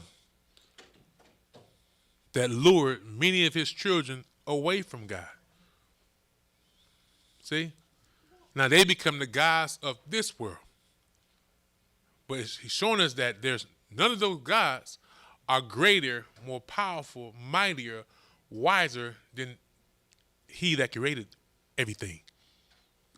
So children, my son, this says, I am greater than you. The Most High is greater than than all of us. Like, can you beat me? No, but understand what the Most High is painting, right? I'm greater than you in stature, size and strength, understanding, right? So we're comparing us to the Most High, right? So you don't understand the things I understand. We don't understand the things the Most High understand. So he given us things that are physical so we can understand him, right? So it's that y'all can understand us, but we understand y'all because and y'all getting to the age y'all gonna think we don't know nothing, but we know way more than y'all think we do. And y'all get about 20, 21 years old. Hold on, son. Y'all gonna about 30. If Most High will, we still here. Y'all gonna know that we was actually smart people. But y'all will go to this phase where y'all think we don't know nothing, and because your friends are gonna have more influence over you than we are. I pray that's not the case, though. I pray that we don't have to go through. I pray that I don't have to go through. Some of us don't have to go through. Some of us are going through it. That I don't have to have the experience where my son and your children are in a situation where their worldly friends have more influence over us. We have been instructing y'all differently than how we was instructed as children. Okay? Yes, son.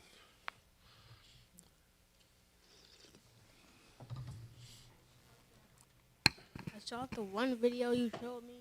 What's the video? I mean, That speak you like sent to me. I can hear you. The video you sent to me. Oh, the father one?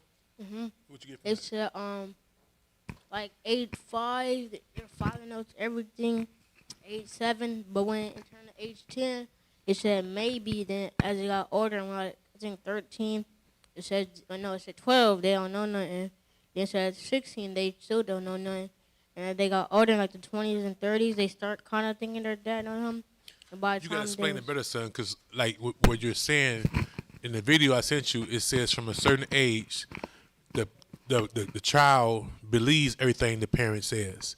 Then when they get 12, it says to 16, no, then they start doubting what the parents know and think they don't know anything. Then they get in their 20s, they think they know everything. Then when they get like 28, 30, some of that, then they realize that the parents was right. Okay, all along.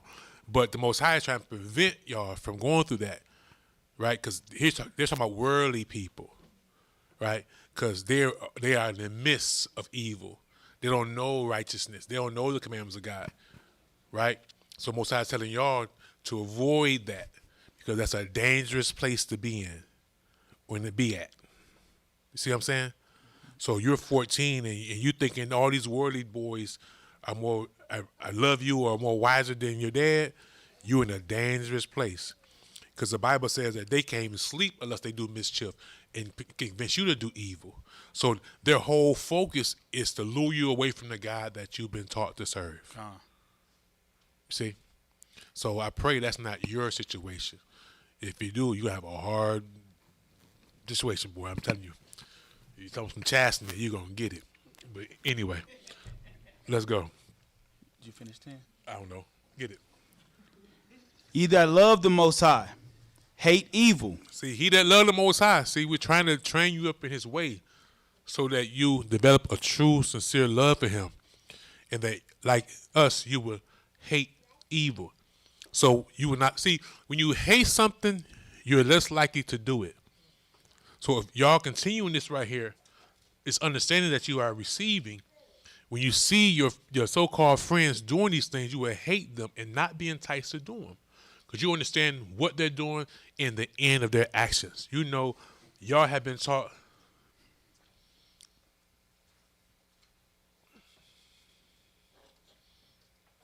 Addie, listen up, baby. Okay? So you've been taught, right? Listen, Addie. Okay? You are being taught on what to do and what not to do, right? So the more older you young ladies get, you're going to see more evil stuff. But if you pay attention in class and to your mothers and to us, y'all will start to understand that what you are seeing is actually evil. And you can learn from them and not have to actually go through the experience of those that are doing it. Because y'all know the consequences that it's not good. So y'all don't have to actually go through the experience. You have enough, you see enough of it to understand that it's not good. So the Bible says avoid it, okay? Okay. Thank you for your attention, Addie. Let's go. Ye that love the Most High, hate evil. He preserveth the souls of his saints. He delivereth them out of the hand of the wicked. See, if we rely on him, keep the commandments, he preserve us, he save us, and he deliver us from the hand of the wicked, which is the devil. Next precept is Jeremiah chapter 10, verses 1 through 3. That's Jeremiah chapter 10, verse 1. Con, when everyone's there. So it says, love the Most High love and hate what is hate. So we're going to get to some of that through the law in a minute.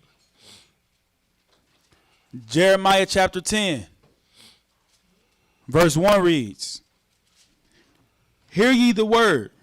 Dismayed. Hear ye the word which Ahayah speaketh unto you, O house of Israel. Thus says the Most High, learn not the way of the heathen. See, learn not the way of the heathen. The Most High said to not go down that path. Avoid it. Mm-hmm. Right? So this is something that is being taught to us. The Most High said, don't learn it. The way of the heathen. Now, a true heathen is non-Israelite, someone that's not of our nation. But heathen is also one who behaves like someone who does not fear and love the Most High and keep His commandments. So that includes our own people. Thus says the Most High, learn not the way of the heathen, and be not dismayed at the signs of heaven. Now it says dismayed, right? Why? For the heathen are dismayed at them. So I'm going to get out the Webster Dictionary. To cause to lose courage, right? Or resolution as because of alarm or fear. Okay? Another one is upset or perturbed. I mean, really angry. So the heathen, those who rule over us, continue to teach us or program us about a threat that's coming from so-called space. There's no threat coming from so-called space. Number one, there is no such thing as space, right? Now, what we know that is coming into our realm is Messiah and his angels. And if we know that if we keep his commandments, they're coming to protect us and to destroy everyone that I was just explaining to y'all not to be like and from off the face of this earth. But there's no such thing of a meteorite, no planets, none of this stuff that they're telling us. No one has been outside of the firmament, which is the glass dome that encloses this earth. So all these signs they look in the sky when it's a so-called eclipse, and eclipse is something that you get looking to. It ain't what they teach us. It is. But that's another lesson. That's another day. Another speech for a different day. But they continue to look to the stars, right, for signs, and they're dismayed at it, right? They also believe in what they've been taught. Some of the stars indicate it's what you can call a portion of what's called witchcraft. Yes, Addie. Get her microphone, please. She engaged now. Go ahead, girl.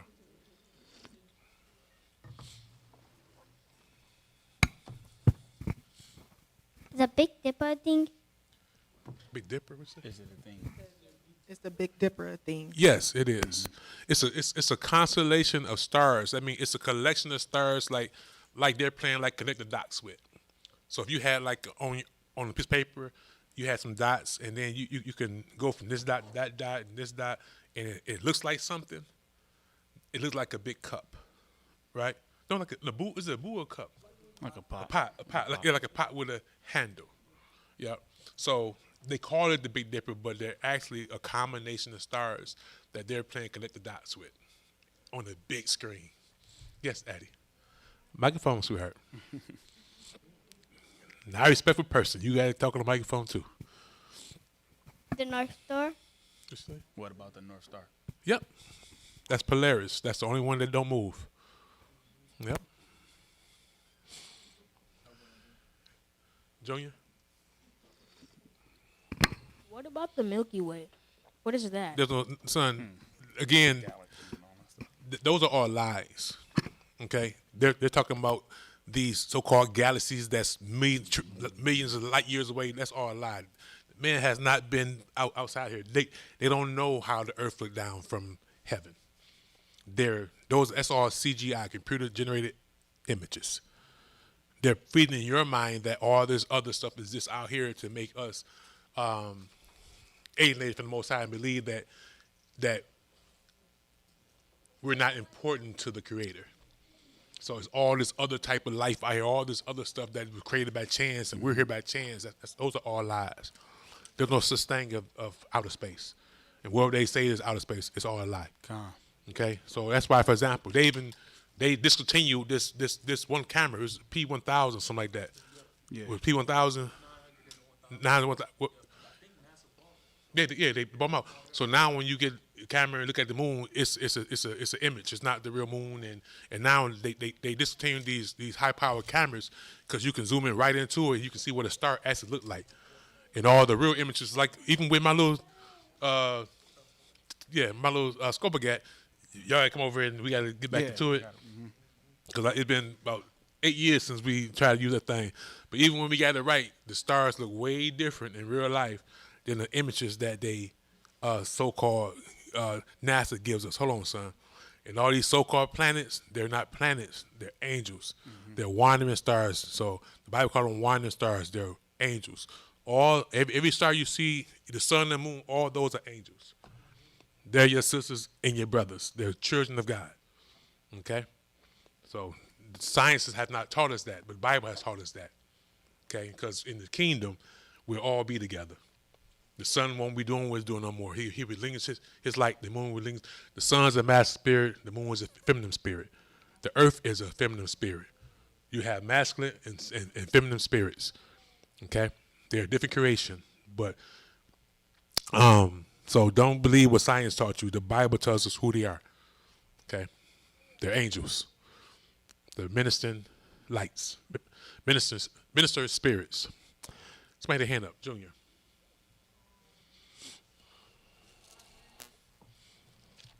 I was watching a video and it said like when iPhone 10 came out, they added something to the camera because it was supposed to be like a new generation and up on like the newer 16 and stuff and 17. They added so if you zoom into the sky and it'll put an image up of a moon. Like, that's what I'm saying. It's not real. Yeah. Big boy, sit on the chair real fast. Big boy asked me a question earlier about outer space. Okay. What'd you tell him? I was busy, so I told him I was gonna get back to it. I forgot. So now that we talking about it, I remember. So this is why I was telling you outer space is not outer space. So in Genesis chapter 1, verse 13. And the evening and the morning were the third day. And God said, let there be lights in the firmament of the heavens to divide the day from the night. And let them be for signs and for seasons and for days and years. And let them be for lights in the firmament of the heaven to give light upon the earth. And it was so. And God made two great lights, the greater light to rule the day and the lesser light to rule the night. He made the stars also. And God set them in the firmament of the heaven to give light upon the earth. Now, this creation was created where? Within the firmament. But these are they show us, they teach us there's no such thing in firmament, and they're millions and billions of light years away. They're inside. That's why they're close. You can see them, and you know that the sun is in the clouds, the moon is in the clouds. But go ahead. And God set them in the firmament of the heaven to give light upon the earth, and to rule over the day and over the night, and to divide the light from the darkness. And God saw that it was good. So earlier when you asked me, Big Boy, about outer space, there's not a such thing. I know that may be something that they probably started teaching at the school, but there's no such thing. They're in the firmament as we are within the firmament. They're just up higher than us, if that's an easier way for you to get it. And we'll talk about it more at home. But there's no such thing as outer space. There's no such thing as, you asked me about a dwarf planet and things like that. There's no such thing as a dwarf planet. Like Elder mentioned, those are wandering stars who that the heathen or the people, the powers that be, teach us in the school system, and they follow these so-called planets to teach us, is to lead you astray, so that you would, because if you believe science, there's really an evolution, then you would go astray or be alienated from your maker, your creator, who teaches way different from that. Got it? And to add to this, right, in the book of Revelation, chapter 12, verse 4. I'm sorry, 3. And there appeared another wonder in heaven, and behold, a great red dragon having 7 heads and 10 horns and 7 crowns upon his head. And his tail drew the third part of the stars of heaven, and did cast them to the earth. Right? So it's saying that Satan, which we know is an angel, he drugged a third of the angels that was outside the firmament in God's kingdom down to earth with him because they followed him. So let's see what the Bible say these stars were. Okay?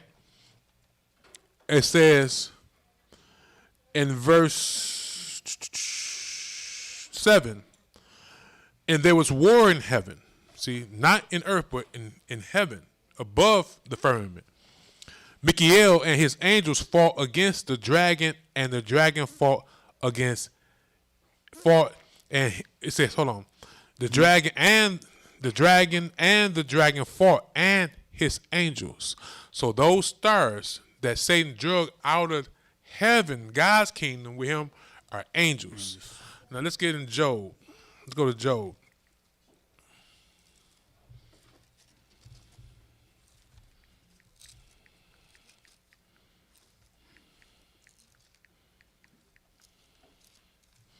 (38:7).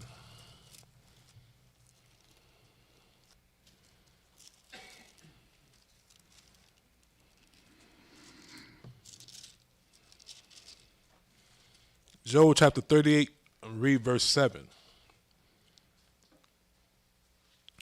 Now I'm gonna start at verse 4. What was thou when I laid the foundation of the earth? See, the Most High is not talking about no Milky Way, no galaxy, no dwarf star, none of that. He's telling us what he created, right? Declare if thou hast understanding. Who has laid the measures thereof, if thou knowest? Or who hath stretched the line upon it? Wherefore are the foundations thereof fastened? Or who laid the cornerstone thereof? When the morning stars sang together, and all the sons of God shouted in joy. So the morning stars are like the choir of the Most High. So he calls these angels the who? Sons of God. So when I said there are brothers and sisters, we are all the children of God. So just as he created many of his kind, there's many types of lions, there's many types of dogs, there's many types of cats, right? There's many types of people, right? There's many types of spirits. They're not all the same. There's many types of angels. They're all not the same. They're different of their own kind. You got cherubim, there's seraphim, but it's different kind. They're not all the same. And we're going to get into this kind stuff in a minute. Yes, brother. Elder, there's a precept, and I believe in the book of 2nd Esdras, chapter 5, I believe it's 27. Very similar how God created all these different beings and so forth. It's the same point that you're making. I know for a fact it's in the book of 2nd Esdras. I believe it's chapter 5. And I check out the Apocrypha right here. But it talks about how God created all these other different species or whatever. And so it's to the point of what the elder was just bringing out. I'm going to say 527, just to, I can look it up right now. Might be, but it's the same point. I'm there. Okay.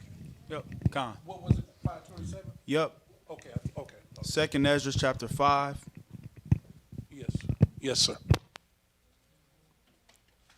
Verse 23 reads in 2nd Ezra chapter 5, and said, O Ahayah, that bearest rule, of every wood of the earth, and of all the trees thereof, thou hast chosen thee one only vine.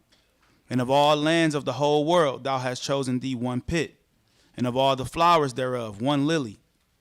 And of all the depths of the sea, thou hast filled thee one river.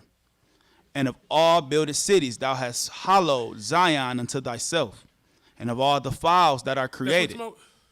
I think the one he's talking about on the days that he created, on this day he created that day he created this. That we talking about? Give me the studio. I got it.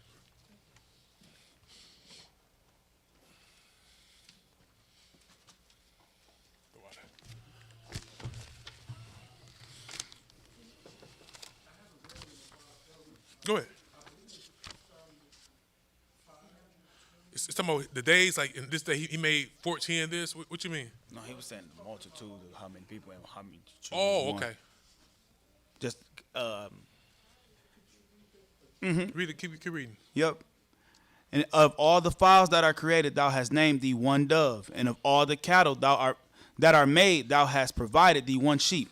And among all the multitudes of peoples, thou hast gotten thee one people, and unto this people whom thou lovest, thou gavest a law that is approved of all.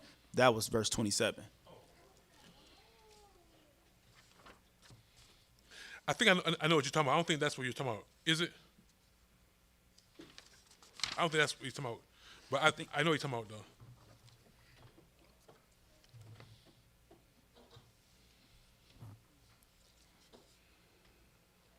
I think because you mentioned it being multiple kinds of lions and other animals. Oh, okay. That was like the kind of a reference. How was multiple flowers, he chose one, and there's multiple people, he chose one. Got you. Nation. One nation. Yep.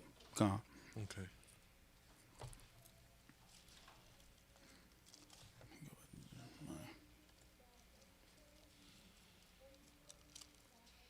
Oh, you find that when we get back to Jeremiah. Okay.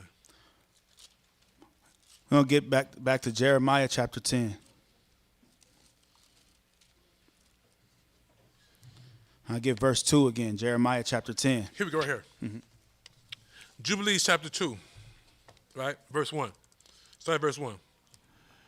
And the angel of presence spoke to Moses according to the word of Ahayah, saying, write the complete history of creation, how in 6 days Ahayah finished all his works, and all that he created, and kept Sabbath on the seventh, and hallowed it for all ages, and appointed it as a sign for all his works. From the first day he created the heavens which are above, and the earth, and the waters, and all the spirits which serve before him. The angels of presence, that's one classification of angels. The angels of sanctification, another classification of angels. The angels of the spirit of fire, another classification of a spirit. And the angels of the spirit of the wind, and the angels of the spirit of the clouds. So everything we're seeing is spirit, but we don't understand it. Science don't understand this. So he's telling us what it is. It says, and of darkness, and of snow, and of hail, and of hoarfrost, and the angels of the voices we don't understand, and of the thunder, and of the lightning, and the angels of the spirit of cold. Now, you can't say there ain't no spirit. It comes severely sometimes. Like a couple days ago too. And of heat, and of winter, and of spring, and of autumn, and of summer, and of all the spirits of his creatures, and of all the spirits of his creatures which are in the heavens and on the earth, he created, and the abyss, and the darkness, eventide and night, and the light, dawn and day, which he hath prepared in the knowledge of his heart. So, everything he created is different and for his purpose, but it's of his spirit. It's spirit. Okay? So, just saying. Man can't comprehend the creations of God. That's why they irritate me when they're trying to commentate everything. Go ahead. So we shouldn't complain, period, about anything that he created. Like if it's too cold or too hot, we shouldn't even basically complain about it because it's his creation doing what, doing his job, what he told it to do. But here's the thing. Do you know where the seasons come from, though? A disobedient world. Okay. When he first created, there was no seasons. There was no rain. There was no cold. After Noah came all that, he said he gonna keep the seasons. But before Noah, there was no wintertime. There was none of that. All that came after Noah. Yeah. Yep. It's a sign. Yeah, so that's probably why cold hurts so bad. The dew did his job. Yeah, because prior to Noah, the dew watered the whole earth. Yep. Yeah, it wasn't on that. It came after Noah, after the flood. Yep. Let's go. Back to Jeremiah chapter 10, verse 2. Thus says the Most High, Learn not the way of the heathen, and be not dismayed at the signs of heaven, for the heathen are dismayed at them. For the customs of the people are vain. See, that's it. The customs, we'll stop there. The customs of the people are vain.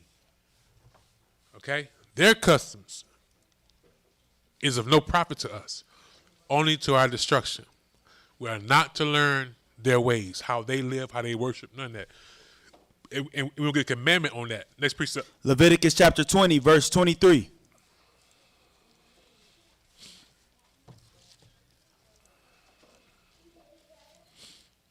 Leviticus chapter 20, verse 23.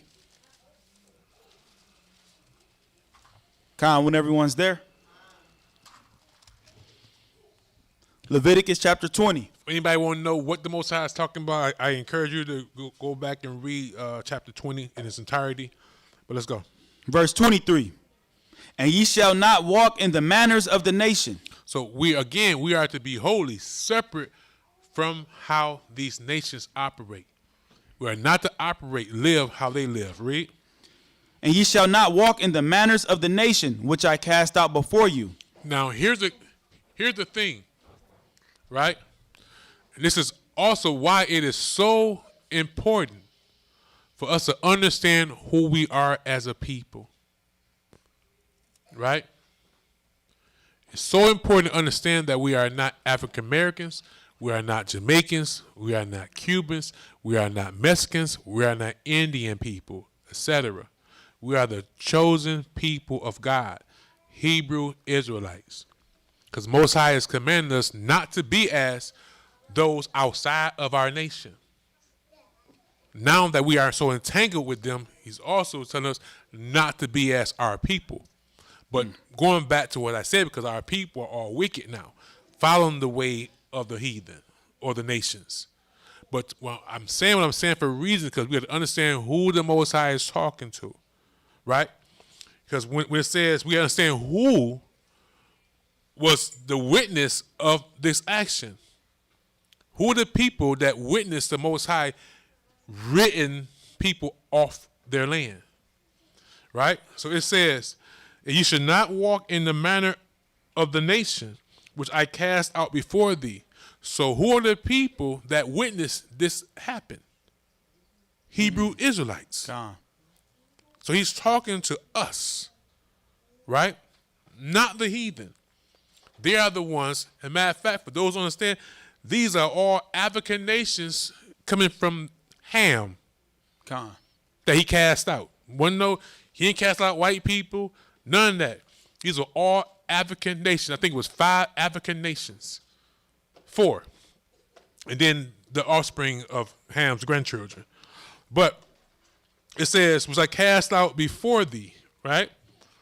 It says, for they committed all these things. So go back and read chapter 20 from verse 1 and see what the Most High is talking about.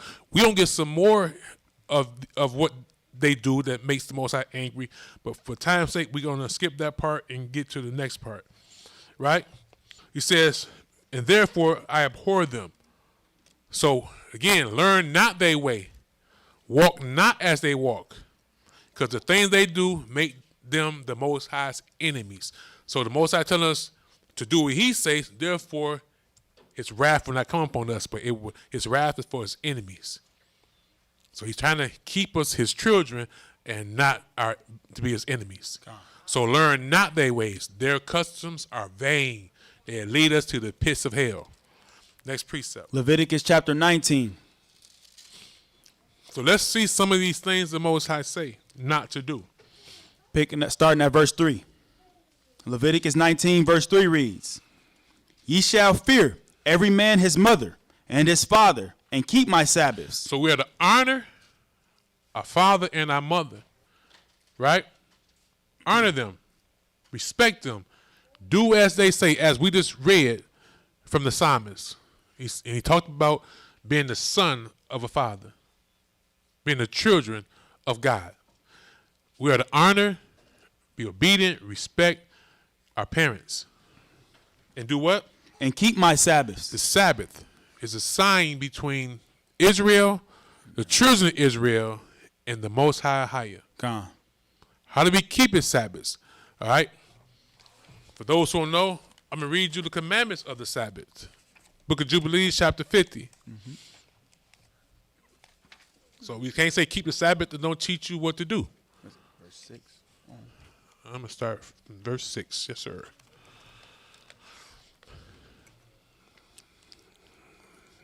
Jubilees chapter 50, starting at verse 6. And behold, the commandments regarding the Sabbaths, I have written them down for thee, and all the judgments of its laws. So you see, the Sabbath have laws and judgments. 6 days shalt thou labor, but on the 7th day is the Sabbath of Ahayah your God. It's not our Sabbath, it's his day. In it you should do no manner of work, you or your sons, or your men servants, or your maid servants, and all your cattle, and the sojourner also who is with you. And the man that doeth any work on it should die. So for those who are wondering, well, what if I'm mandated to work on the Sabbath? Well, you have to go to work. Because we have been disobedient to our father, he put us in captivity. Like he told our fathers when they was in Babylon, we had to serve Nebuchadnezzar for 70 years. Then he let us free. Okay? So when we served Nebuchadnezzar, we had to do what Nebuchadnezzar said do, as long as we didn't blatantly, willingly break his laws. So you go back to Daniel and his kindred, Meshach, Shadrach, and Abednego. They said, well, they didn't eat the king's the meat from the king's table. Right? That was their choice. All the king's meat wasn't abominable. That is what they chose to do. Not to eat any flesh. But that was not commandment. That's not a requirement of God. They ate what I think I read in the Josephus pulse and dates. Right? And the Most High blessed them and made them more healthy and plump than all the other children. Right? But Daniel would have been fine eating the from the king's table, as long as he ate the clean food, which we're going to get to in this lesson. But they chose, okay? Now, when the king commanded Daniel and them not to pray as was his custom, he didn't keep the king's commandment. He kept the commandment of God, okay? He still worshiped his God. He didn't bow down to no statue, okay? So the Bible says that part of the curses that we will suffer for disobedience, we will serve our enemies one of all things, and we'll be subject to payments. And we have to work to feed our bellies, right? So with that, he said, man will work, man will eat. So we're not in a position like our fathers who was free people. So now again, for those who have not heard me say this, the church understands this. The Sabbath is not a day we pick up for work. If we have it off, stay blessed. But if you're mandated to work, you're mandated to work.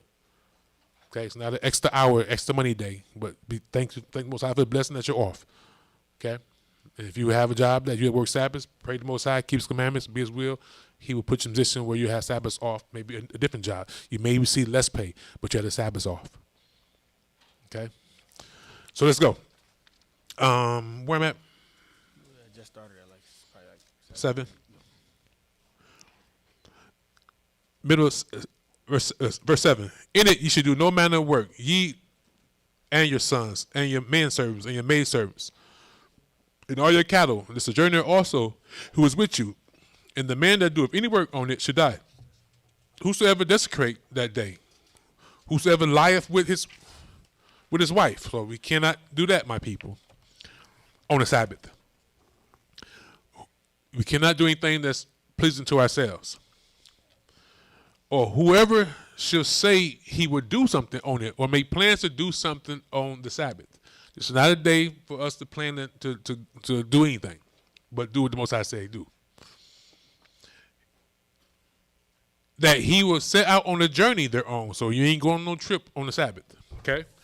In regards to any buying or selling, or whoever draweth water thereon, which he had not prepared for himself on the 6th day.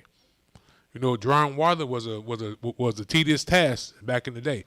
Now, turning on the water fountain is not sin. Okay, he ain't telling us to go on the 6th day, get a bucket of water from your sink and have it reserved. We can get water from the sink. Okay.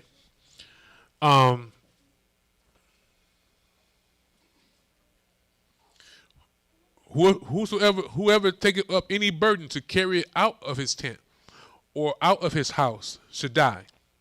You should do no work wherever on the Sabbath day, except or save what ye have prepared for yourselves on the 6th day. And to bless Ahayah your God, who have given you a day of festival and a holy day. So for those who say, like we talk about jokingly about these pastors say the Sabbath is any day you choose, worship the Most High. It's a sacred day. It's a day of festival, a holy day, right? A sacred day that has been ordained. Let me see.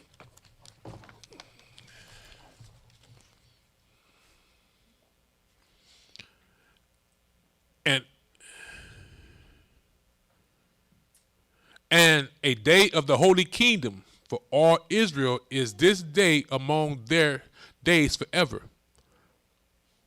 Forever. It's a day of rest. In the kingdom, we would not labor for anything. Okay? For great is the festival day, and rest thereon from all labor which belong to the labor of the children of men. Right? Say burning frankincense and bringing oblations and sacrifices before Ahayah for days and for Sabbaths. This work alone should be done on the Sabbath days in the sanctuary of Ahayah your God, that they may atone for Israel with sacrifices continue from day to day for a memorial well-pleasing before Ahayah, and that he may receive them always from day to day according as you have been commanded. And every man who doeth any work thereon, or goes on a journey, or till his farm, whether in his house or any other place, or whosoever lighteth a fire. So lighting a cigarette lighter is not lighting a fire. Okay, this like drawing the water was tedious work. Okay, yes. And he's not promoting no one. I ain't smoking. You lighting a candle or something. I ain't telling y'all to around here lighting up. Yeah. Okay, I ain't talking about making clouds. Where we at? Or ride any beast, or travel by ship on the sea, or whoever strikes or kills anything, or slaughters a beast or a bird, or who catches an animal, or a bird or a fish, or whoever fasts or make war on the Sabbath. So we can't make war, but we can defend ourselves on the Sabbath. We have a testimony in the book of Maccabees concerning that. The man who does any of these things on the Sabbath day should die. Now, right now, we don't look like I like to say the penalty of death is delayed because we can't stone people anymore. But Christ is going to bring you with fire. Okay, we're not getting away with this sin. So that the children of Israel should observe the Sabbaths according to the commandments regarding the Sabbaths of the land, as it is written in the tablets, which he gave into my hands, that I should write out for thee the laws of the seasons and the seasons according to the division of days. 52 Sabbaths and 364 days. Okay? So those are some of the laws of the judgments of the Sabbath. The Sabbath is not a day that we just say we're going to choose to worship God however we see fit. It has commandments and judgments concerning it. And Christ will come fulfill that judgment. Let's precept. So back to Leviticus chapter 19, verse 3. He shall fear every man his mother and his father, and keep my Sabbaths. I am Ahayah your God. Turn ye not unto idols. So Most High is saying we are to serve no other gods. We are, again, this is why it's so important to understand who we are. The Most High is the God of our fathers, Abraham, Isaac, and Jacob. When it's talking about turn to idols, he's talking about turning away from him, going into a so-called religion. Okay, he didn't give us religion. He gave us a culture, a way of life. So anything outside of doing what he said do is religion. Read. Turn ye not unto idols, nor make to yourselves molten gods. Nor make to ourselves molten gods. Molten god, the idol, right? An idol can be a career. An idol can be whatever we put before the Most High. Let's simplify that. So he said we are not to put anything before him, because that would be our God. Read. I am Ahayah your God. Dropping down to verses 11 through 19.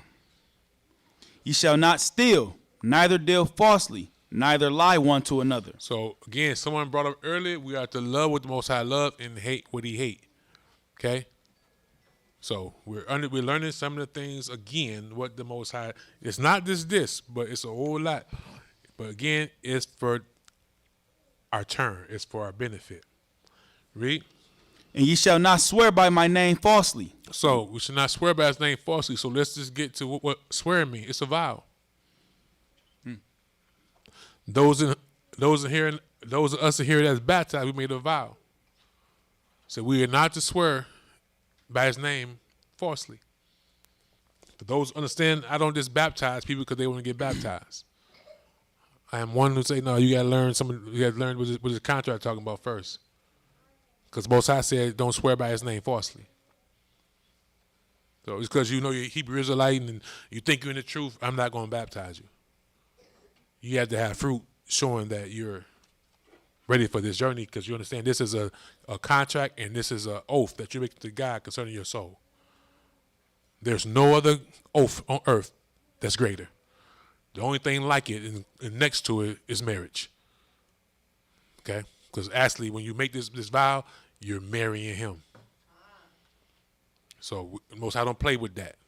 Okay? Because the command from the Messiah was not just go baptizing people. He said go make disciples of Him. Then baptize them. He didn't say go baptizing them in the name of the Father and the name of the Son. Anybody want to get baptized, baptize them. No. Go make disciples. Then baptize them in the name of the Father, the name of the Son, and the Holy Spirit. Okay? So a disciple is one who is committed who have made a conscious decision to commit to this way of life. Not this religion, but this way of life. That's ordained from the Most High, by the Most High. See? So when Most High say you're ready, you'll be baptized. But you have to put in work. Okay? Like anything else in life you would do when it comes to a serious commitment. Okay? Let's go. Neither shalt thou profane the name of thy God. I am Ahayah. So again, how can we profane the name of the Most High?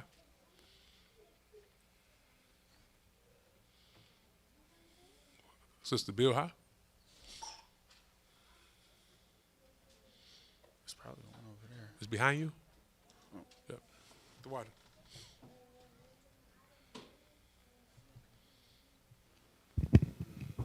Claiming to believe in Him, but we don't represent Him with our actions. Say that again, loud, please.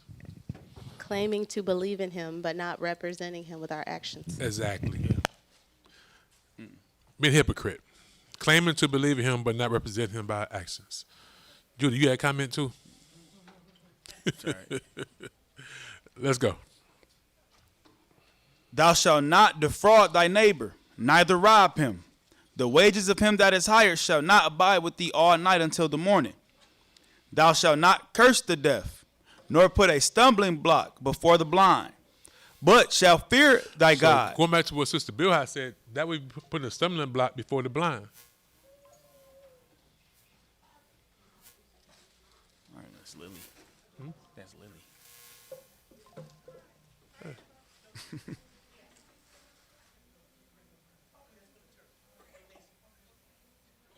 Girl, come on in here and sit down. I'm going to give some donation. Verse 13. Tell her I said next time, bring her stuff and give it to you after church. Yeah. Verse 14. Thou shalt not curse the deaf, nor put a stumbling block before the blind. Putting a stumbling block before the blind, cursing the deaf. Now that's literal, right? But also, we should not curse the deaf, those who don't have ears to hear. We should not stumble the blind, those who are in darkness. So again, as Sister said, we can't claim we believe on God and not represent Him by our actions. Mm-hmm. Or we stumble the blind. So we can't, like Christ says, judge none before it's time. Those that are deaf and those who are blind, guess what? Was once us. See? So that's what the Most High's patience. It says His patience leading to repentance and salvation. So he's patient with us all. So we don't curse to death or put a stumbling block before the blind. Right? Nor put a stumbling block before the blind, but shall fear thy God. I am Ahayah. Verse 15. Ye shall do no unrighteousness in judgment. Thou shalt not respect the person of the poor, nor honor the person of the mighty. We should not respect the person of the poor when it comes to judgment. That means like feel pity on them because they're poor or in low estate and pervert the judgment. The judgment is a judgment, whether you're rich or poor. Right is right. Wrong is wrong. Or respect the what of the who? It said, thou shalt not respect the person of the poor, nor honor the person of the mighty. Or honor the person of the mighty, which Satan does. So it's because this person is mighty or rich, whatever. The Most High's judgment is judgment. We judge according to his righteousness, not according to what's in our heart. Next precept, girl. You about to but in righteousness, truck right there. No, you're mama. You got eyes up under your feet. Let's go. But in righteousness shalt thou judge thy neighbor. See, but in righteousness, according to what the Most High command, according to the action, right? And see, that's what happens when it comes to judgment. Everybody get caught in their feelings. You can't get caught in your feelings when it comes to the Most High judgment. It is what it is, right? Read. Thou shalt not go up and down as a talebearer among thy people, neither shalt thou stand against the blood of thy neighbor. I am Ahayah. Thou shalt not hate thy brother in thine heart. Thou shalt in any wise rebuke thy neighbor and not suffer sin upon him. So one way you say thou shalt not stand against the blood of neighbor, right? So let's use this connotation, right? Let's say we're in Moses' day. It's your child. The Most High said stone him. This is why Most High said, no, you got the first stone. You get the first stone and throw it. Don't stand against the judgment of his blood. You warn them. They didn't do. Remove the evil from the midst. Get out your feelings. What did the Most High tell Aaron?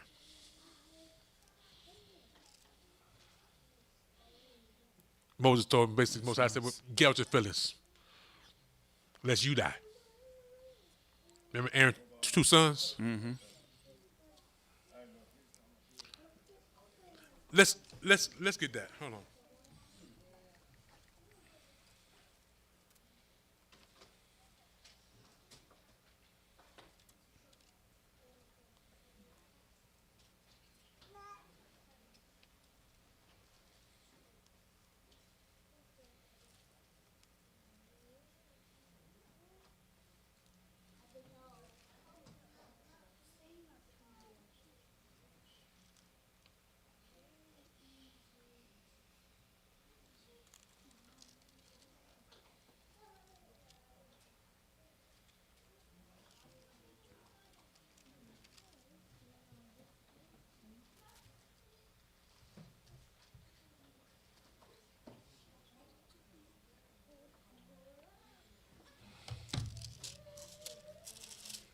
Most High don't be playing. Leviticus chapter 10, I'm going to start at verse 1.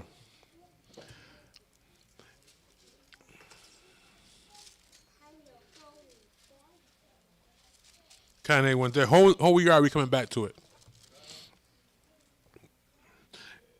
In Nadab and Abihu, the sons of Aaron, took either of them his censer and put fire or strange fire therein, and put incense therein, and offered strange fire before the Most High, which he commanded them not. And there went out fire from the Most High, and devoured them, and they died before Ahayah. Then Moses said unto Aaron, this is it that Ahayah spake, saying, I will be sanctified in them that come nigh me.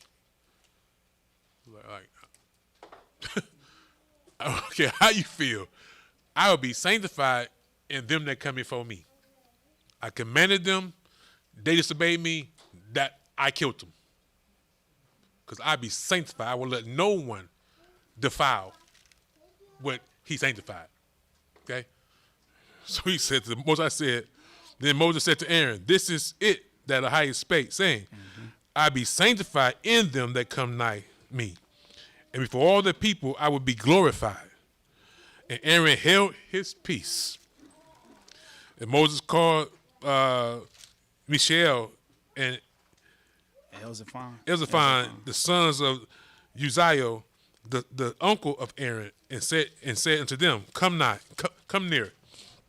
Carry your brothers from before the sanctuary out of the camp. So they went near and carried them in their coats out of the camp, and as Moses had said. And Moses said unto Aaron, and to Eleazar, and to Ithamar, his sons, uncover not your heads, neither rend your clothes, lest ye die, and lest wrath come upon all the people. But let your brethren, the whole house of Israel, bewail the burning which the Most High has kindled. And ye should not go out from the door of the tabernacle of the congregation, lest you die. For the anointing oil of Ahayah is upon you.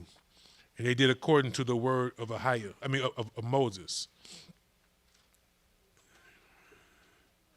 He said something else to him too. But basically, same thing that Ahayah told Aaron, he told the angels concerning his son Adam. When Most High told the angels what to do with Adam and they felt pity on him, he was like, am I the one that did something wrong? Do what I say do. Because his judgment is his judgment. The Most High is truthfully not a respect of person. It's a testimony. It don't like Aaron could be like, man, they just ain't no man, none of that. Most High said, no, I said what I said. I be glorified and sanctified in those who come near me. I have given you an office. Right? He showed Aaron's 2 sons by consuming them in the fire. So guess what? What's good for them is good for anyone that profane his name. Right? He said he'd be glorified in them that come near him. But the Most High has called us, reconcile us with the blood of his son. Right? He said that he'd be glorified in those who keep his commandments. Let us not be consumed as Aaron's 2 sons. You see? So, let's go.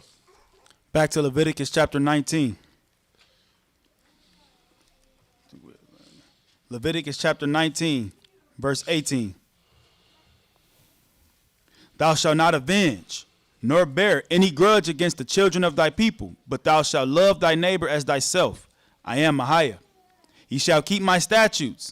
Thou shalt not let thy cattle gender with the diverse kind. Thou shalt not sow thy field with mingled seed. Let's say we breed dogs. We are not to mix dogs together and make it a different kind. Mm-hmm. Okay? It is what it's what the Most High created. Okay? So a pit bull is a mingled animal. Okay?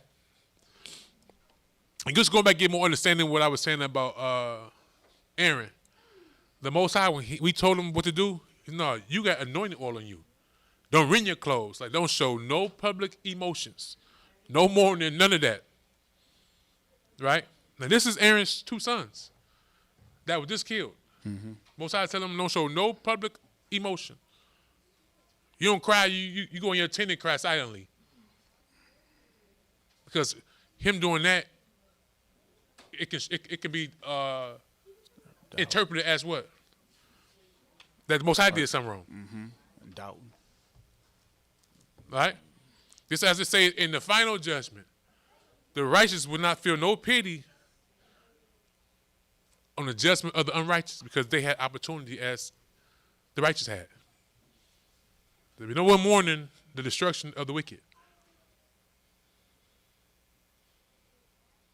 Understand how the Most High is. They're going to even talk about in this lesson Those who turn aside from the Most High. Those who go away from the Most High. The Most High is not like us. Because I don't know which one of us, because I don't know, Aaron had a whole lot to say. You probably was, no. The Most High said, you bet not, unless you die. You get fried too. Understanding, those are Moses' who? Nephews. Mm-hmm. Moses knew better. What's done is done. The Most High judgment is righteous and true. Let's get it. 19. Ye shall keep my statutes. Thou shalt not let thy cattle gender with a diverse kind. Thou shalt not sow thy field with mingled seed. Neither shall a garment mingled GMOs. Neither shall a garment mingled of linen and woolen come upon thee. You know, they did a study on that right there. When it comes to the electrical current that the body receives from linen, let's say it's like 1,000 or something. But when you mix it with wood, it goes down to 0. And the electricity, whatever the body does with linen, is good for the health of us. But when you mingle it, it neutralizes it. And so they give us all these mixed fabrics and stuff to poison us and to keep us from being how we're supposed to be. But the reason, I forgot what it was, but the reason why most I told us it was linen, but it's scientifically proven that linen is a wonderful fabric, and it does something with the electricity or current that's in our body. I'm leaving that because I can't explain it with its frequencies. Mm-hmm. Yep, but let's go. Dropping still in Leviticus 19, dropping down to verse 26. Ye shall not eat anything with the blood. We should not eat anything with the blood. So don't let these and it's crazy because this is really popular in the circles of those who have a little bit of money. These Gentiles tell people that that a steak, you know, that you better steak it when you can cook it well done. That's a whole lie. They don't know how to cook a steak. But when you have the blood in it, they think that you get the bread in it, you're eating it raw, it's sheared, turn on side, eat it, all that blood. The Most High said, don't do that. Yes, brother. Give me a microphone. Junior, give a microphone. Oh, yep, right there. He got one here for you. There was a guy, I'm not going to do the names like you said, but he said he had prepared dinner for 300 people. And he said he cooked 300 steaks. Cut that one off for it don't make that noise. He said he had prepared 300 steaks, and he cooked them all within a half an hour. He just put that thing on it. Shh. Yeah, so we was trying to figure out this guy. I've sung for bands for years, and a lot of people know us. You can sing? A little bit. Oh, be easy now. With other rolling in the house. Yeah, Let's go.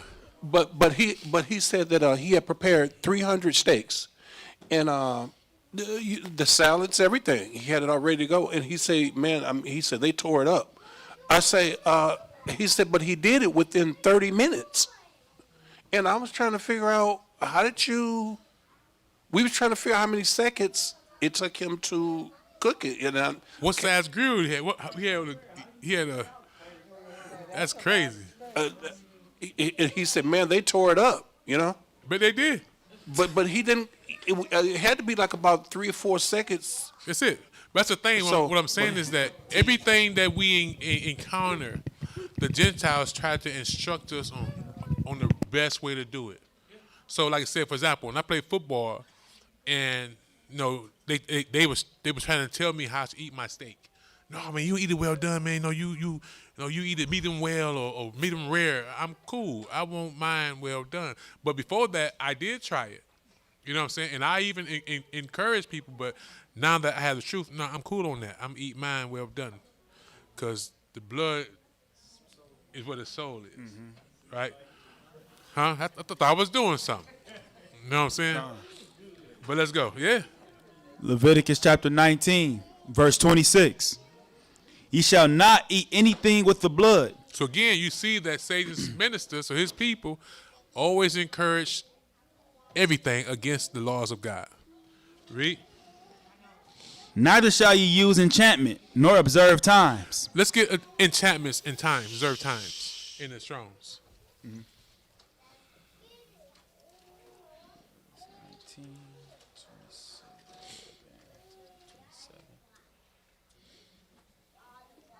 Observe time, you said? Enchantments first. Enchantment. 51, 72. That's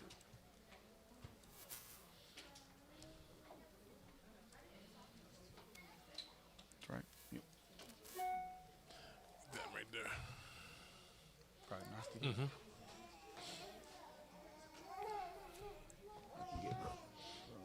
Did you press the space bar? Command C. Okay, copy. Yep. I was trying to figure out what that dude was talking about earlier.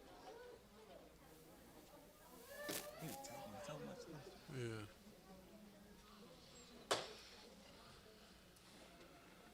Get it. From the word enchantment or prognosticate, it says to foretell from signs or symptoms, predict. So who do people go to get a prediction? Psychics. Or to give an indication of in advance, foreshadow. So not only that, that includes also the Ouija board, right? Mm. Okay. Witchcraft. Let's go. It cut us off on one of them. It might be Facebook. Nah, it cut us off. It cut us off YouTube. We got cut off you. Is we back on? That's YouTube? Let me check us out. It put us off. We off YouTube? Let me see. I tried to went back. I tried to go back on there and see. We should be good. Shalom, fam. Are we still live on YouTube? And someone write in the chat and let us know. Yeah, we're back. Come on. Throughout. How long were we off for? Right. Shabbat Shalom, Sister Ahayah. Good. Okay. But how long were we off for?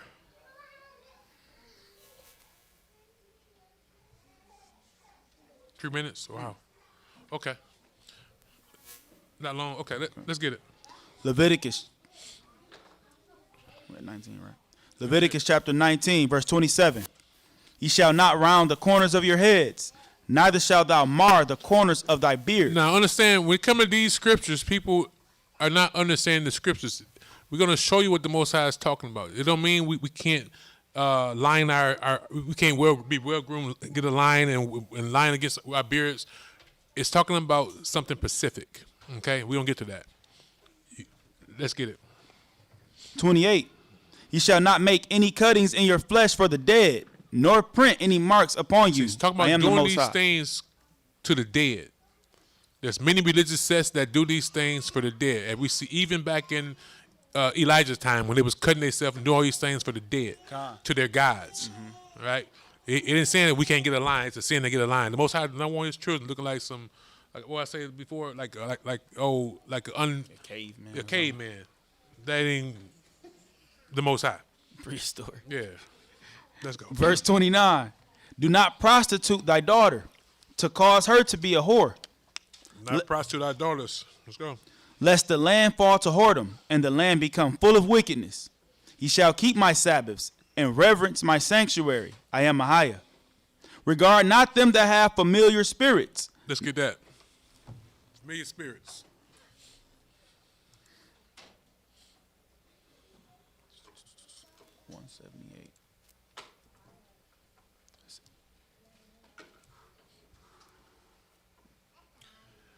Necromancer, right? We know what that is, right? Let's get H1. It ain't showing it. Someone that so-called is inquiring knowledge from the grave. Okay?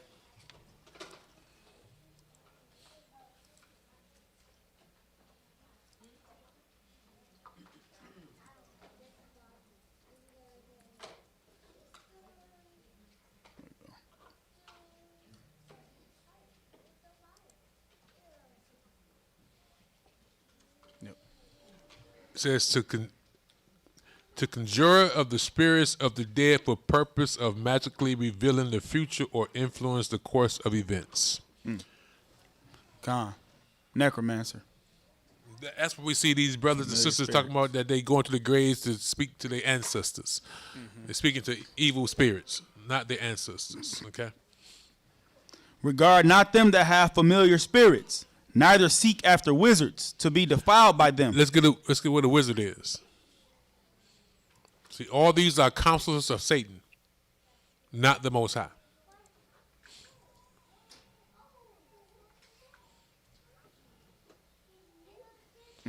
Same thing. Okay. Someone that actually does this. A conjurer. Conjurer. Neither seek after wizards to be defiled by them. I am Ahayah your God. Thou shalt rise up before the hoary head and honor the face of the old man. What does this mean that we should rise up before the hoary head? We must respect our elders. Respect our elders. Read. And honor the face of the old man. See? And fear thy God. I am the Most High. And if a stranger sojourn with thee in your land, ye shall not vex him. But the stranger that dwelleth with you shall be unto you. To you what? But the stranger that dwelleth with you shall be unto you as one born among you. So if a Gentiles enter into the church, we are to welcome them and teach them the same laws, statutes, and judgments that we have to follow. We're not to put a stop sign at the door concerning them. They've always been with us. Read. And thou shalt love him as thyself. For ye were strangers in the land of Egypt. I am Ahayah your God. Ye shall do no unrighteousness in judgment, in meat yard, in weight, or in measure.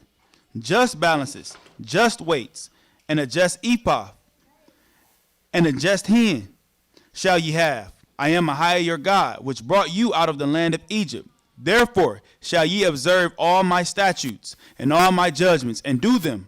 I am Ahayah. He is the Most High God, Ahayah. So he gave us commandment what we are to do. And we are to love these things and hate the opposite. Okay? Next precept. Deuteronomy chapter 12. Thank you all for your input. It's close to 1 minute, about a minute. That's perfect.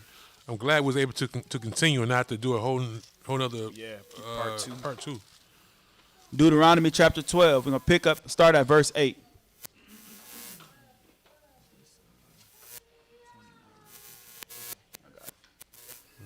Deuteronomy chapter 12, verse 8.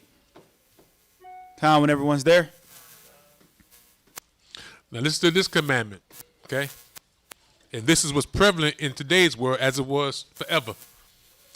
Read. Verse 8 reads, Ye shall not do after all the things that we do here this day. We are not to do after this thing we're about to read as it is done to this day, which is what? Every man whatsoever is right in his own eyes. Every man doing whatsoever is right in his own eyes. That's a snare of the devil, one of the greatest.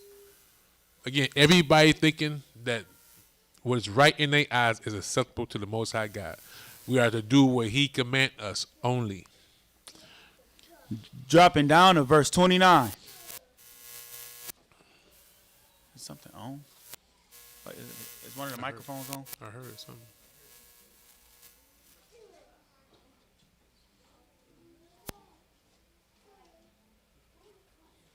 Oh, okay.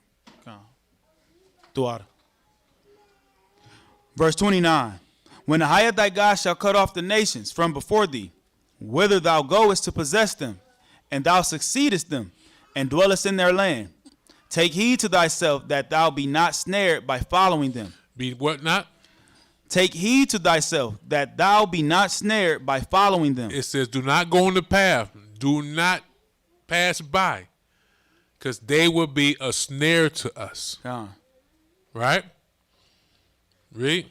After that, they be destroyed from before thee, and that thou inquire not after their gods, saying, how did these nations serve their gods? So understand this. Christianity, again, y'all should know what I'm about to say, is a what religion? What nation is Christianity? Roman. Edomite. Con. It's an Edomite religion. It's the religion of Esau. His children. The so-called white people. Right? People may say, Elder Ahayah, you crazy. I'm a Baptist. In my church, it's all black people. Well, go out there to the country. Go out there into the rural areas and see what those Baptist churches look like. See if you're accepted in a Baptist church. Say what? No, it's right in Saginaw. It's anywhere. It's the same thing here. You ain't welcome in nuh-uh. For real. I thought God love everybody. I didn't say they welcome in our church. I say no stop sign at the door. But you go over there, and if you are in there, either you're going to have one of those faces at my nephew say a Bratwurst face, meaning no goatee, no mustache, no beard. Clean shaven. Clean shave. You're going to have Susan on the side of you, and they still like, they really be mad at you. So, you got one of theirs, which is an abomination. But real talk, Christianity is a Roman religion. Look it up for yourself.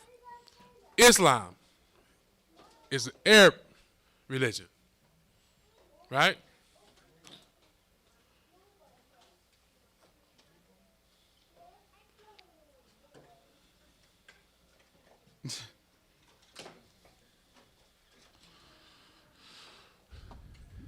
Most I say we're not to inquire on how these nations serve their gods.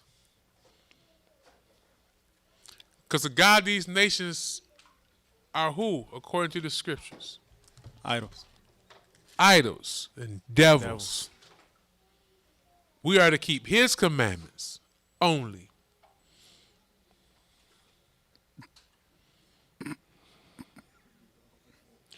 Let's go. Con. Verse 30.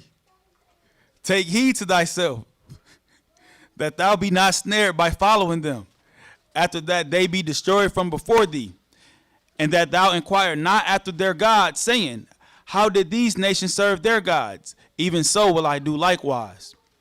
Thou shalt not do so unto Ahayah thy God, for every abomination to the Most High, which he hateth, have they done unto their gods.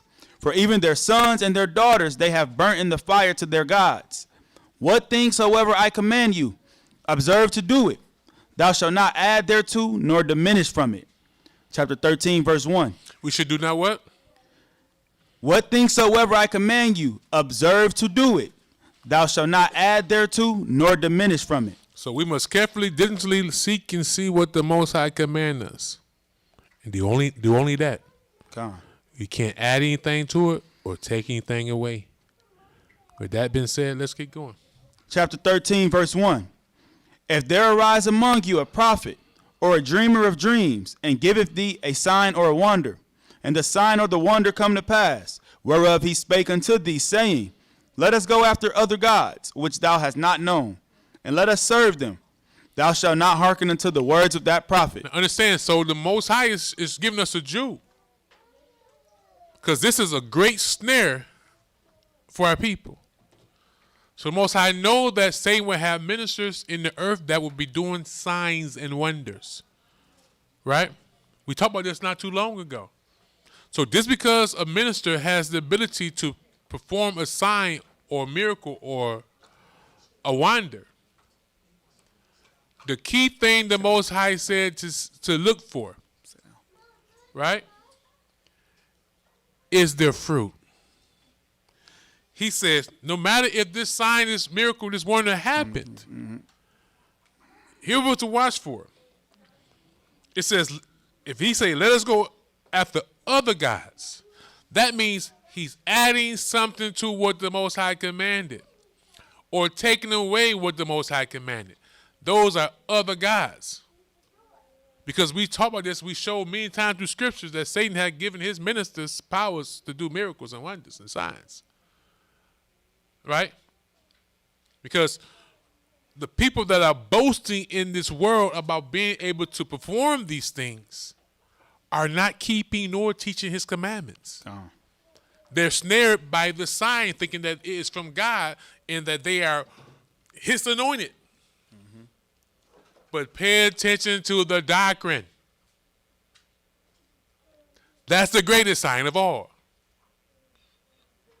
Are you going to church on Sunday and watching and observing these signs and wonders? If it is, they ain't keeping God's law.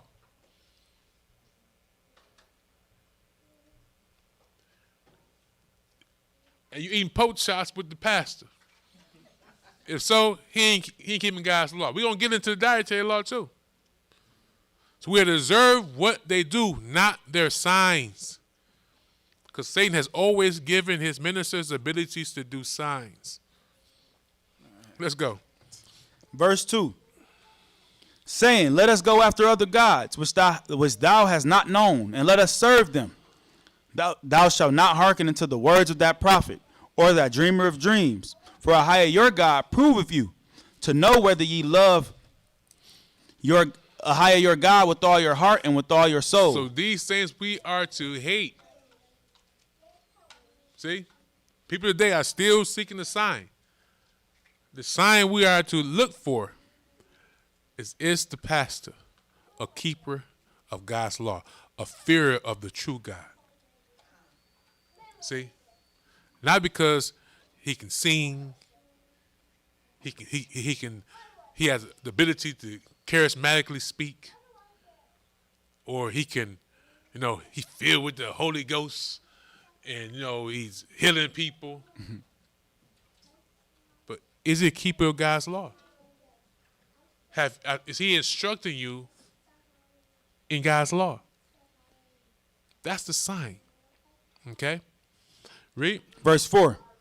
Ye shall walk after Ahayah your God and fear him. We are to walk after the Most High and fear him. Because the fear of the Most High is the root of righteousness. See? Read. And keep his commandments. Do what? And keep his commandments. See? And obey his voice. And ye shall serve him and cleave unto him. And that prophet or that dreamer of dreams shall be put to death. Messiah will put that prophet or that dreamer of dreams to death. That's why Jeremiah was inspired to say what? Woe to you pastors. Woe to you pastors that scatter his flock by your signs and miracles and wonders and your deceitful doctrines. Read. Because he has spoken to turn you away from Ahayah your God. See, the premise of him speaking, giving this sermon, is to turn you away from the Most High God. The Most High did not plant them. Messiah said Satan planted them. And the Most High is telling us, showing us, watch out for these ministers. They're not his. They are turning you away. If they told you his laws are done away with, they teach you Christ is God, if they have you praying to the Messiah and not the Heavenly Father in the Messiah's name, Yahshua,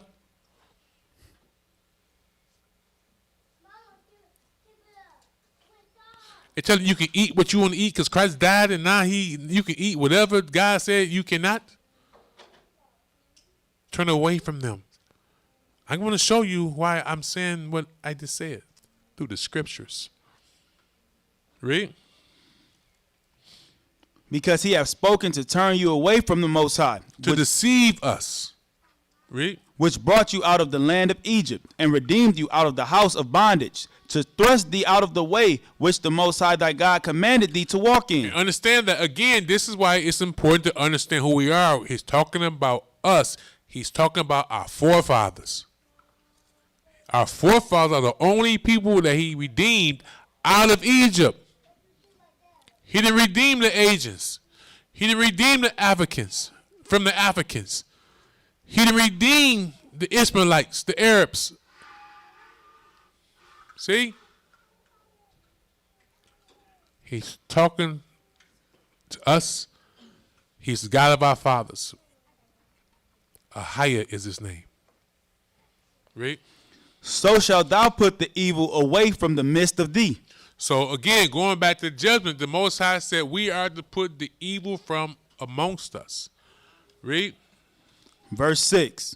If thy brother, the son of thy mother, or thy son, or thy daughter, or thy wife, or the wife of thy bosom, or thy friend, which is as thine own soul, entice thee secretly, saying, let us go and serve other gods, which thou hast not known, thou nor thy fathers, namely, of the gods of the people which are round about you, nigh unto thee, or far off from thee, from the one end of the earth even unto the other end of the earth. Thou shalt not consent unto him, nor hearken unto him, neither shall thy eye pity him, neither shalt thou spare, neither shalt thou conceal him. Now check it out. It says your wife. Mm-hmm. Right? This is one of the grounds of divorce. Fornication, spiritual fornication. We are not to consent, husband or wife, no matter. If any of those are trying to entice us to serve other guys, it said remove them from your midst. Christ would destroy them. Back in his day, they would got destroyed on the spot. Messiah is coming for them. Read. Cousin, brother, mother, father, it don't matter. Anyone that is used by the devil to lure us away from our God, Messiah got something for him. Read. Verse 9. But thou shalt surely kill him. Thine hand shall be first upon him to put him to death, and afterwards the hand of all the people. See? So if that was my wife in Moses' time,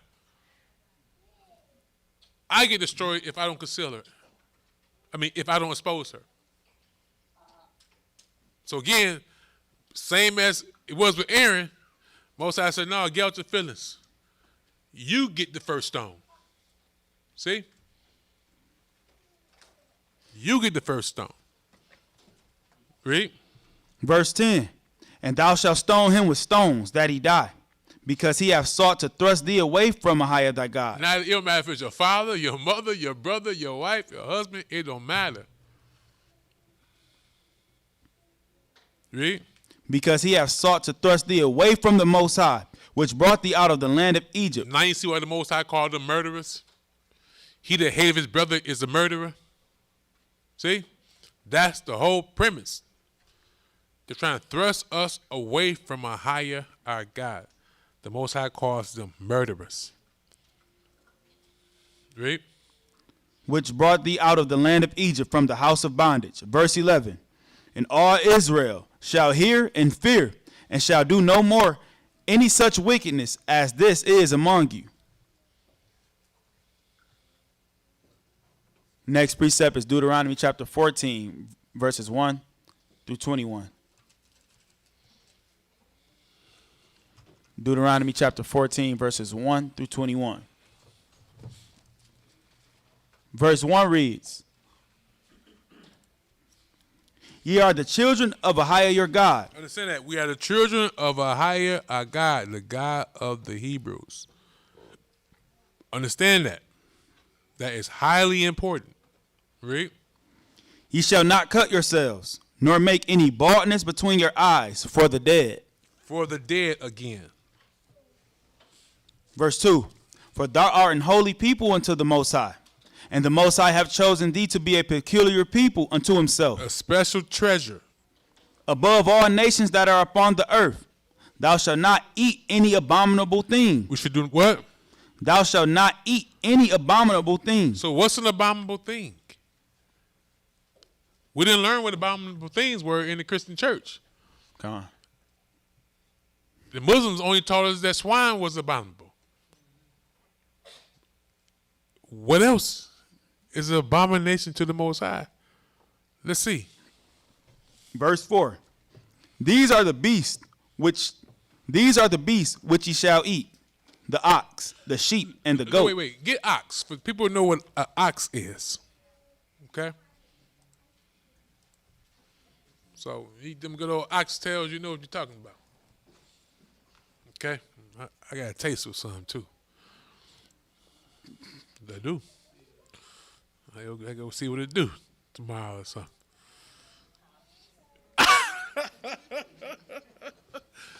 Jerk chicken, rice, peas, and oxtails. Let's see what it do. Yes, sir. The plantains. Definition.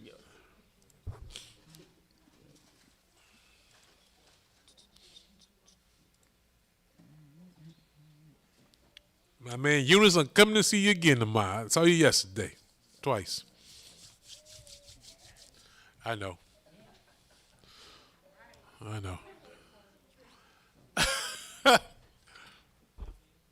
Family affair.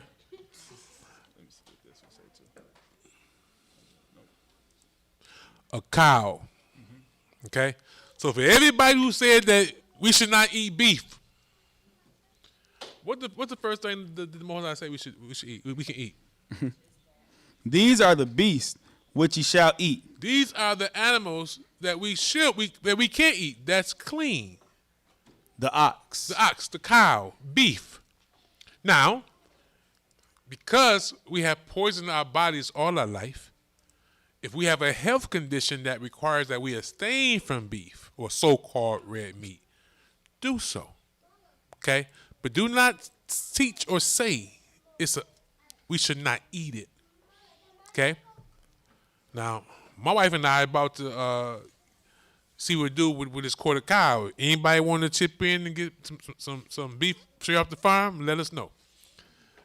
Because I told my wife this other day, I said, no, baby, stop buying meat without the bone.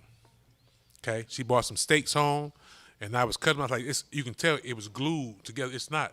So if all necessary, while we can, buy meat that's on the bone. Because the meat that's not on the bone, it's a high percentage or chance that it's been modified for education purposes. Now I'm just saying. So while we can, until they master that and give us a chicken breast on the bone that they didn't what's called that 3D thing? 3D printed. 3D printed. While we can still eat meat that's on the bone, just try that. Okay? It's not always a good thing to just buy something because it's on sale or a low price. They understand the philosophy. It's their philosophy of sales. They understand that if we get some boneless chicken breasts and sell them for $1.75 a pound, who gonna go buy them up? Thank you. See? So just don't be lured with the snare. Okay, you might gotta pay another 55 cents. Get a bone that thing. Say what? Come same place? But at least it got a bone on. That's all I'm trying to say. Right now, I'm trying to ride with the bone. I got a peace of mind when I got a bone on it. You know what I'm saying? But when there ain't got no bone on that thing, it's something special. Let's go. Still in Deuteronomy chapter 14. Nah, I'm Judah. Verse 4. No, I just Vegemite food or Jamaican food is my favorite food. I've been eating it for over 30 years. And that's my favorite dish. And I always, every Jamaican restaurant I go to that for years, matter of fact, we had to go to, see my homeboy Rob too in Ann Arbor soon. But my favorite meal that I created, that not created, but I do, I always get the jerk chicken, oxtail, rice, peas, and cabbage, and the oxtails mixed. Get extra side of oxtail gravy, put that thing on that thing. It's time to go. I'm going tomorrow. It's over with. I'm going tomorrow. I'm telling you, man. I'm trying to tell you. That thing good right there. That's my combo right there. I ain't lying. Let's go. Verse 4. These are the beasts which ye shall eat, the ox, the sheep, and the goat, the hart, and the roebuck. Hold on, man. Let's get the heart. Where we at? Verse 5, Deuteronomy chapter 14. Okay. And when we get to the files, I'm going to explain some to my people. Oh, 5. What's that? 354. Because there's a great misunderstanding when it comes to turkey. Okay? The ram, a stag, or a male deer. Okay? It's a hart. It's a hart. And the roebuck. Get the roebuck. 66:43. Deuteronomy chapter 14, verse 5.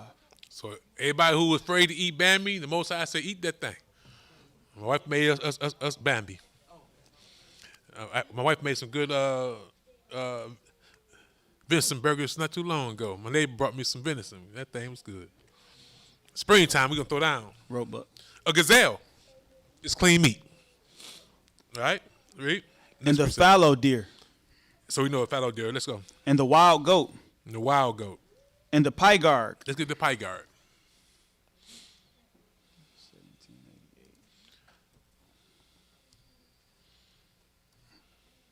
Antelope. See? These are animals that we can eat. The Most High said we should eat.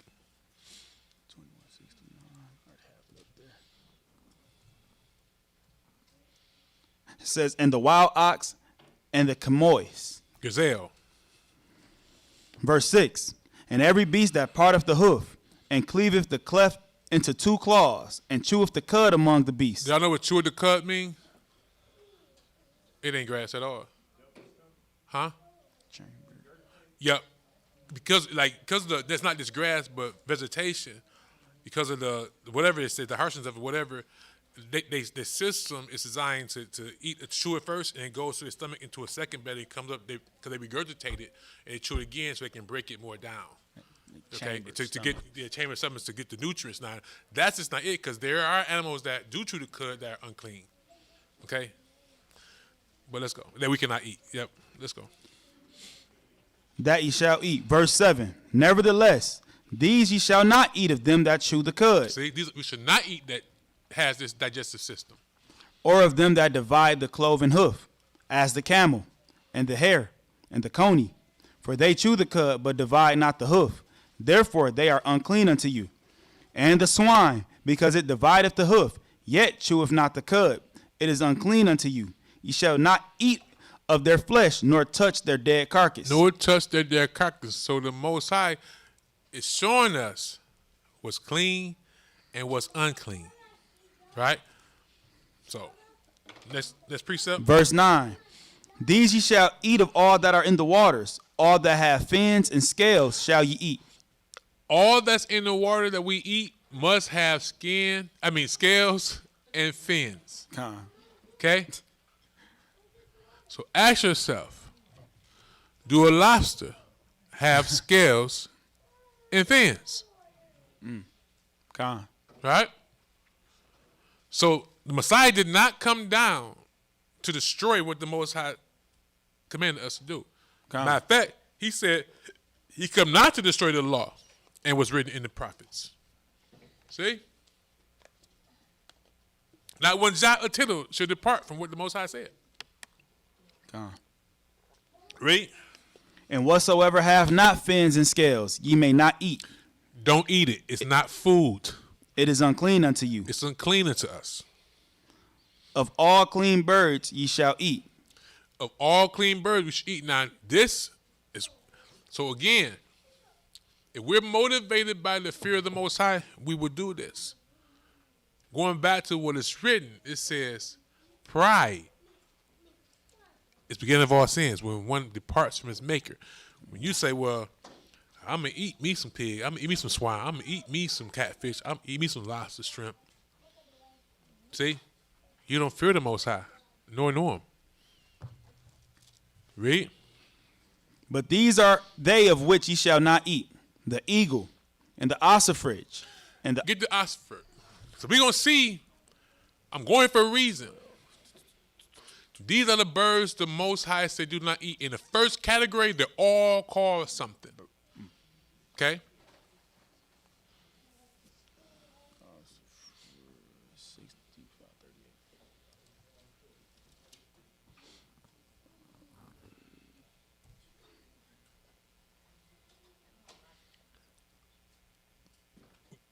It's the next one. Let me see that. Next one. We keep reading. The osprey. It's an eagle. It's a kind of eagle.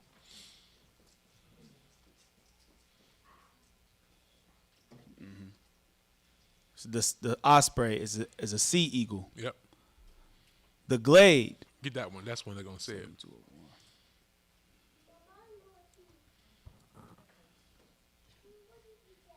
Hey, is that thing still on? Okay, with the pliers. You sure, Charles? Thank you. The glade is an H7201. Now understand this, okay? So when the Bible says when we get too soon, a vulture, okay? A vulture. We understand what a vulture is, right? It's a bird. It's of the family of the birds of prey. Did that say? A bird of prey. Probably the vulture. So vulture. Now, vulture. So understand this. Again, I'm gonna go back to this situation. Years ago, we had a taco sale, right? We were selling tacos. We were selling beef and turkey. Sister wrote me and said that we was wrong because a turkey. Then she put in there a turkey vulture. Well, a turkey vulture is not the same as she said, and it's kind. See, the turkey that we eat is not a bird of prey. A bird of prey is ones who fly high and come down at great speed and get its prey. Now, when y'all see the gobble gobble fly up in the tree somewhere like a hawk and kill its prey, let me know about them. Okay? But a vulture is a bird of prey. The turkey that was in that taco bread was not a bird of prey. Okay? That's a turkey vulture is by name only, not by functionality or kind. Right? But I'm sorry, we don't eat bird of prey. That turkey is not a bird of prey. And the kite in verse 13, and the kite, and the vulture after his kind, and every raven after his kind, and the owl, and the nighthawk. See, all these get owl and nighthawk. These are all birds of prey. The whole classification of this kind are vultures. 23.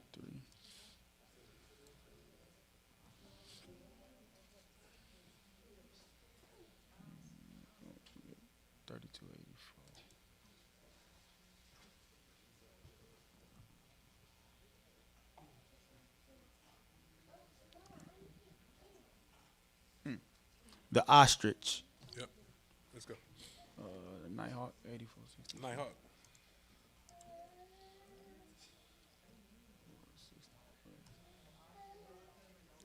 H8464, nighthawk. It says a species of unclean bird from its violence, perhaps an owl or nighthawk. Even talks about being an unclean bird. Mm-hmm. Verse 15, and the cacao. Get that. I think that's one of the things. 7828. 7828. No, keep going. The gull. And the hawk after his kind, the little owl, and the great owl, and the swan, and the pelican, and the gyre eagle, and the cormorant, and the stork, and the heron after her kind. Get the cormorant. 17, 79, 40.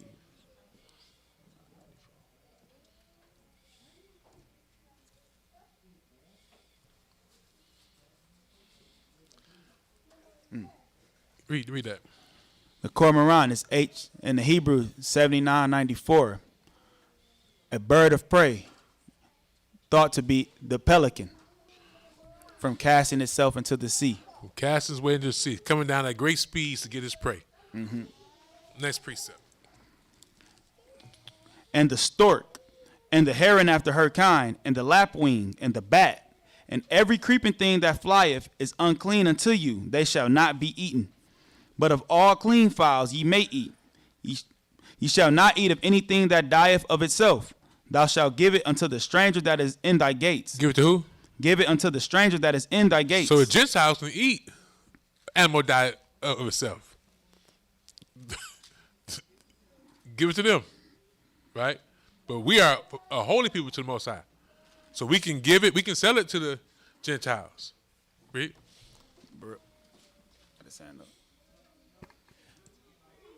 So die of itself, is that like dying from like a sickness or dying from like old age. Die of itself. Nothing killed it. You know what I'm saying? Now, like that deer almost hit last week. He wouldn't die of himself. Scoop it up. I would got him. They made a phone call. Come on, do your thing to him. But he, what? Grandma tore that deer up. What? No, we did. What happened? They know when they carved it up. I told my son been outside for 2 weeks. This thing's still fresh. And it's like 9 degrees outside. We gonna see what it do. You know what I'm saying? Hey, matter of fact, yesterday, check it out.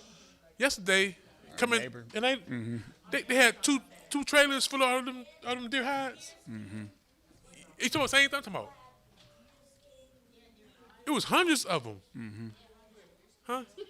It was 2 trucks coming out of our neighborhood. They had trailers full of deer hides. I mean, just spills from like that high. I'm like, man, they've been killing them. Son, that deer hides, the deer gone. Yeah, The hides is the skin in the coat. Yeah. Huh? That's what. Yeah, it's illegal, but keep playing around though. I got a bow. I've been thinking about it. Verse 21. Ye shall not eat of anything that dieth of itself. Thou shalt give it unto the stranger that is in thy gates, that he may eat it. That he may eat it. Or thou mayest sell it unto an alien. It's not for example. Those who understand, we can sell swine to the Gentiles. We can't eat it. Okay? Read. For thou mayest sell it unto an alien. For alien is a Gentile of another nation, a nation of people, non-Israelites. For thou art an holy people unto Ahayah thy God. Thou shalt not seethe a kid in his mother's milk. So what that mean?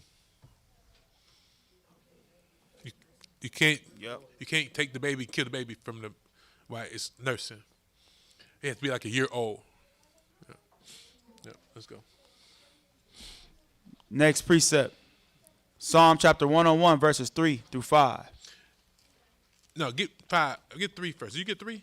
Psalm chapter 101? No, sorry. Where'd you stop at? 21. Okay. We're at 1 through 21. Okay. Where we at? Psalm chapter 101, verses 3 through 5. Con, when everyone's there. Psalm chapter 101. Yep. Say, eat some pigeon stew, huh? Pigeon's clean, though. I think Verse 3. I think pigeon clean. Huh? Yes. Ma, come on. Let's go. We talk about that. No, see this. Y'all ate possum and everything else too. Psalm chapter 101, verse 3. I will set no wicked thing before my eyes. I hate the work of them that turn aside. It shall not cleave to me. Read that again. So again, listen to how the righteous speak. Psalm 101, verse 3. I will set no wicked thing before mine eyes. I hate the work of them that turn aside. Listen to that. We must hate the work of them that turn aside from the Most High God. What's the work of them that turn away from the Most High God? We are to love what he love, hate what he hate. What's the work of them that turn aside from the Most High? Sister Joanna? Sin. We are to hate sin. To turn from Most High means you have worked iniquity. Read.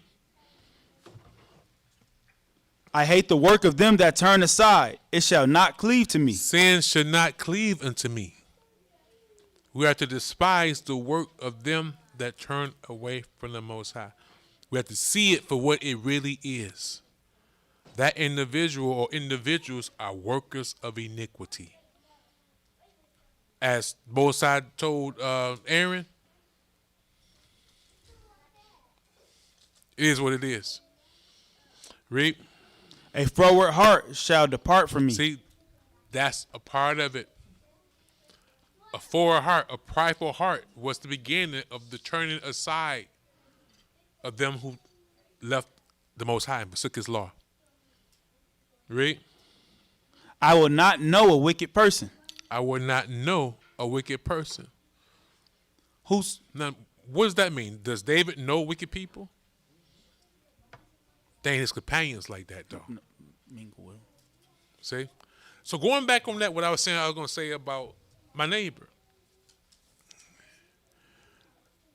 The marvelous thing was we never really, we kicked it at each other's house, but I thank the Most High for the opportunity because we had such a good time, I lost the track of time, right? So we're at the restaurant, he tearing them grits up. I told about them grits. He had chicken wings and waffles, right?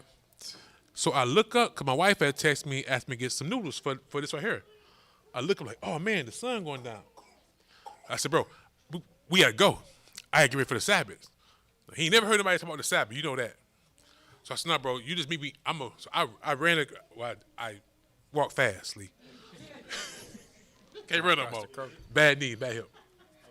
So I ran, Power walk. I hastily got across the street to Kroger's, right? Get my stuff, boom. So now I get opportunity to explain him what we just read out of the Book of Jubilees about the commandments and judgment of the Sabbath. So again, it's a good thing sometimes to have fellowship with them so they can see how we operate. I know for certainty he ain't never seen that before. Someone who was hastening to try to beat the sun down. He didn't get an opportunity on the way. He even speeding, trying to get me home. You know what I'm saying?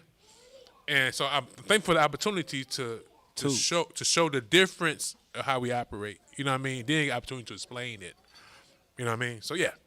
So when he's saying I will not know a wicked person, not saying that he don't know wicked people. He's surrounded by a bunch of them, but to be his companions, nah.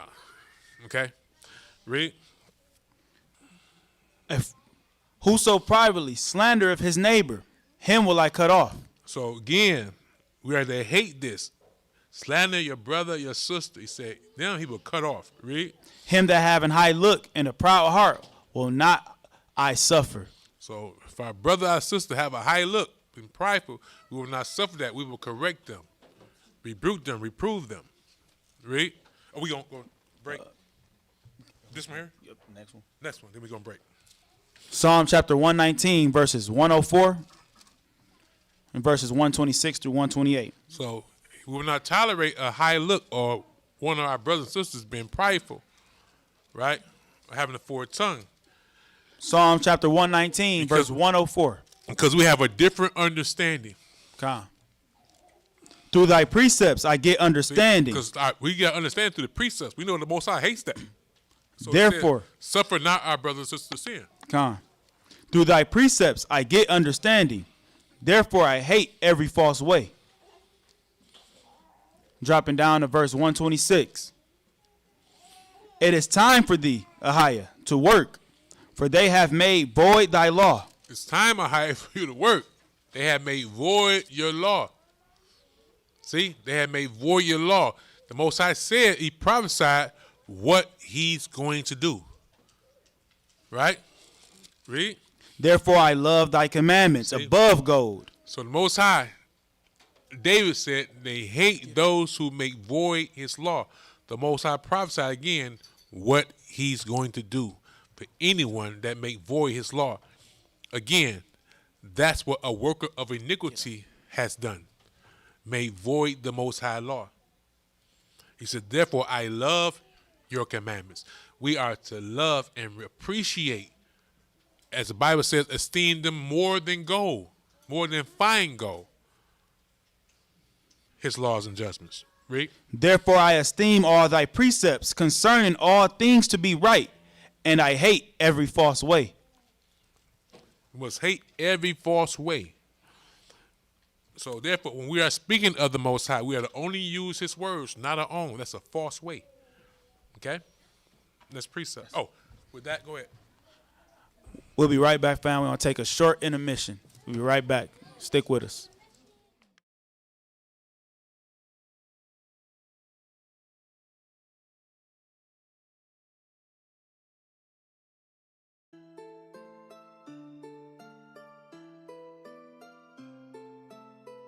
Fear no one but Ahayah. Fear no one but Ahayah. Fear no one but Ahayah.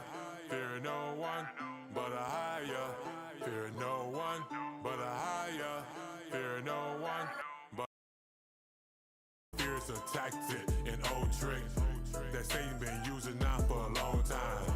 The fear of death get men to compromise and lead a life to their own demise. If it ain't broke, why fix it? Say got many snares in this matrix, so he attack us with our family members, and our love was destroying our relationships. It's written in Matthew chapter 10, verse 34. He came not to send peace, but a sword to cause divisions. Religions have divided us. We put more trust in man than who created us. He that love their father and mother more than him. He that love their son or daughter more than him. He that won't pick up their cross and follow him. He professed to the Father, they ain't worthy of him. In tribulations, many will try to say they so. A lack of patience and faith, they should lose it. Satan will try everyone's faith and afflict us. As gold is tried in the fire, he's gonna turn up the heat. No matter the temp of the heat, his law is keep. He promised to put all adversaries under our feet. Fear no one but Ahayah. Fear no one but Ahayah. Fear no one but Ahayah. Fear no one but Ahayah. Fear no one but Ahayah. Fear no one but Ahayah. Fear not what man threatens to do to you. He can destroy the body, but not the soul.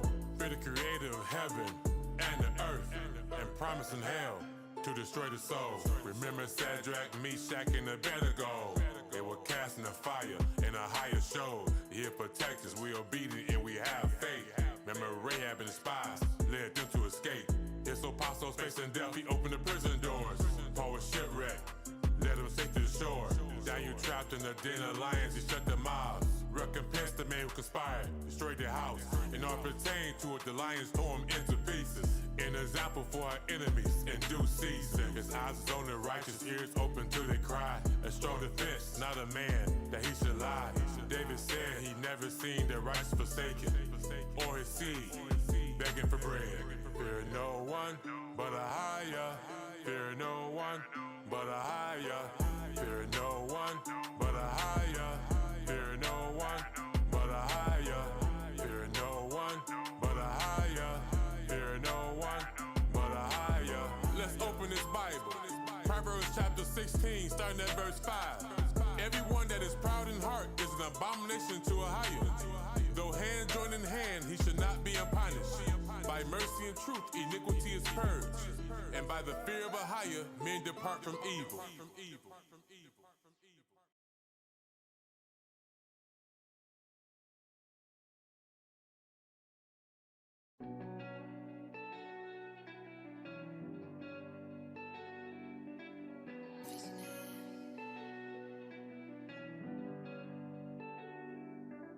Lean not on your own understanding. Fear God and keep his laws and commandments. Lean not on your own understanding. Fear God and keep his laws and commandments. A fool is he that's void of understanding. Trust in his heart, search out his imaginations. Looks in the mirror, forgets what kind of man he is. The heart's deceitful, desperately wicked. Who can trust it? Who can know it? Where a man's treasure is, the heart will show it. Establish your heart with his counsel, meditate on his law. Learn the fear of God, don't blow it. Lean not on your own understanding. Fear God and keep his laws and commandments. Lean not on your own understanding. Fear God and keep his laws and commandments. His laws of protection, he even caused them a lamp to lead us in darkness where Satan builds his snares and traps. The road to destruction is broad and many have found their way. Few have found the path to life is nailed and cramped. Lean not on your own understanding. Fear God and keep his laws and commandments. Lean not on your own understanding. Fear God and keep his laws and commandments. Lean not on your own understanding. understanding. Fear God and keep his laws and commandments. Lean not on your own understanding. Fear God and keep his laws and commandments. The proud and sinful will reject his law. Find excuse to do their own will. They that seeketh this law, with it will be filled. But the hypocrites will be sinful still. The law should be found perfect, good without lies. And the spirit of fear Ahayah should receive life. Whosoever is born of God overcome this world. He that loves his brother abides in Christ. He that rejects his laws faces a second death. In the lake of fire won't be nothing nice. Cleave to him, depart not away, that you may be increased. In the last day, prepare for temptation, change to a lower state. Gird your mind for the game Satan played. Remember Job, what Satan took away.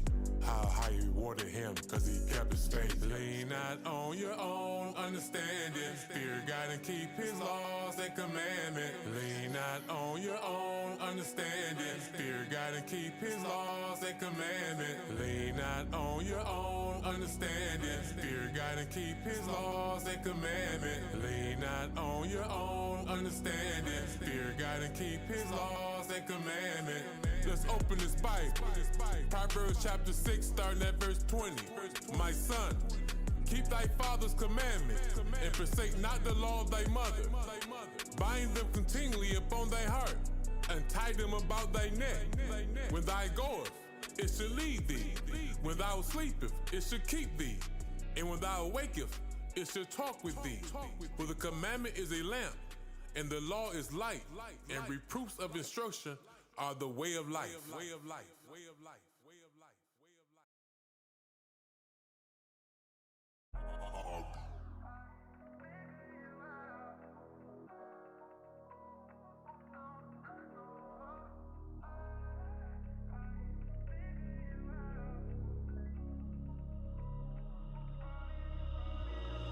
Who you gon' trust? Who you gon' call? Where you gon' go? What you gon' do?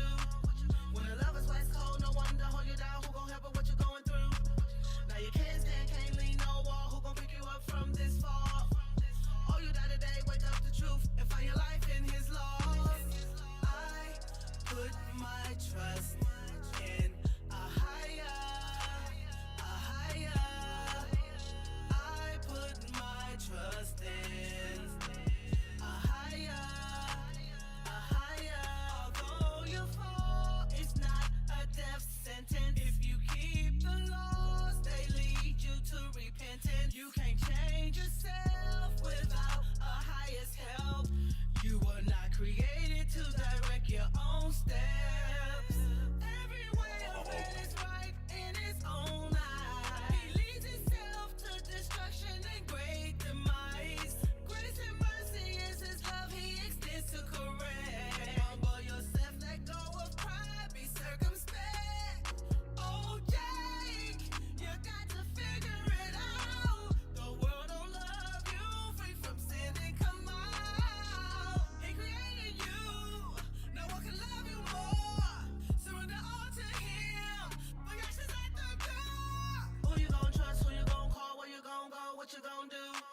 When the love is west cold, no one to hold you down. Who gon' help with what you going through?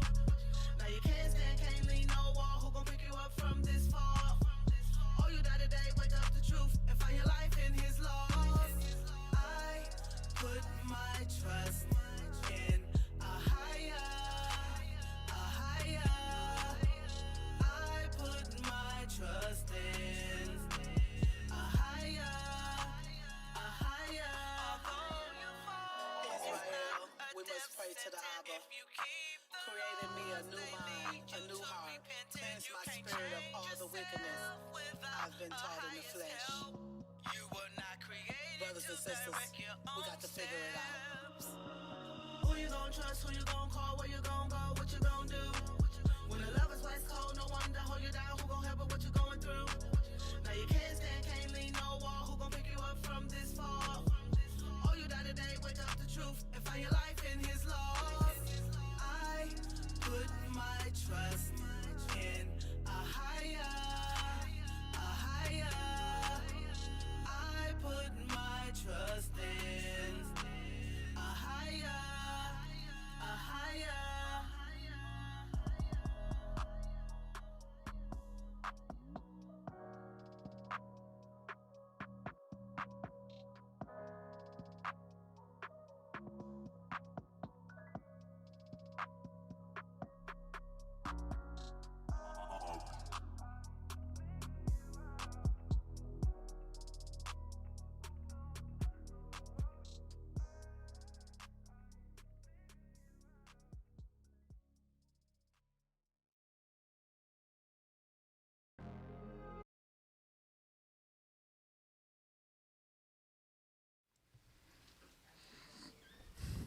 Shalom, fam. We're back, and we're picking up at Amos chapter 5, verses 14 and 15. Let's get it.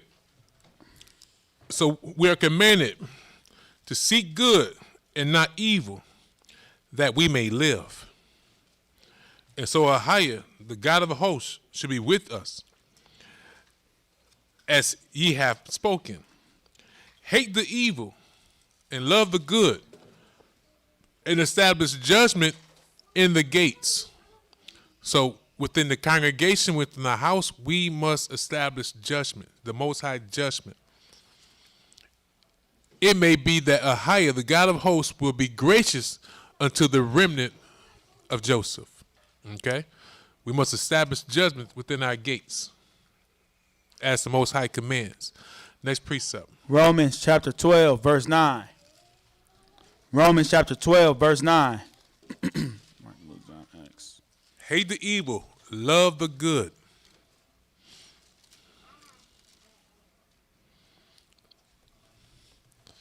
Con, when everyone's there? Con. Let love be without dissimulation. What does dissimulation mean? Let's get dissimulation. Sister Bill, yeah, how the Strongs.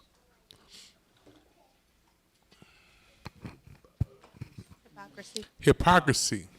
But let's get it.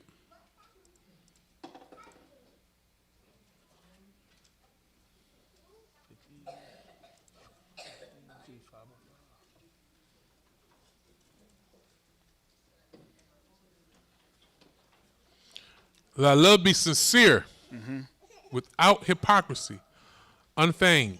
Con. Verse 9, Romans 12. Yes. Abhor that which is evil. Again, we must abhor, hate that which is evil. We must hate that which is evil. Cleave to that which is good. And our understanding in our operation, we must cleave to what the Most High commands us and hate the evil. Have no fellowship with it. Next precept. Not faith, exactly. Or double-minded standard. 1 Thessalonians chapter 5, verse 22.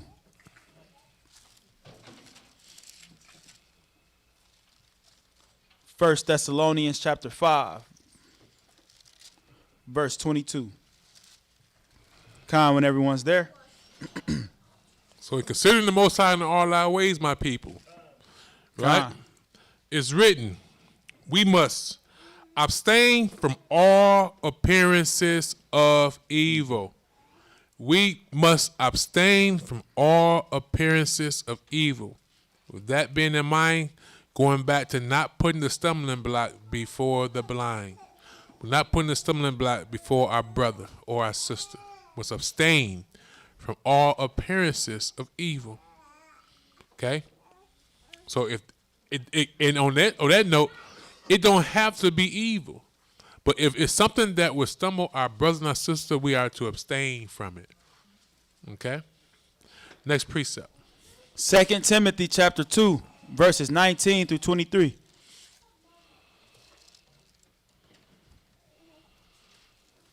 Con, when everyone's there. Con. See, because guys, whatever the world thinks or anyone thinks. 2 Timothy chapter 2, verses 19 through 23. Nevertheless, the foundation of God standeth sure, having this seal, Ahayah knoweth them that are his. And let everyone that nameth the name of Messiah depart from iniquity. Understand that. Let everyone that nameth the name of Messiah, Yasha, depart from iniquity. If not, you profane his name. But here's the thing though, right? To seek us, but in every great house there are not only vessels of gold and or silver, but also of wood and of earth, and some to honor and some to dishonor. Let that be taken in consideration concerning the house of God. The tare is growing with the wheat. So we must determine what vessel are we. Because in every house, there's vessels of honor and as vessels of dishonor. If a man therefore purge himself of these,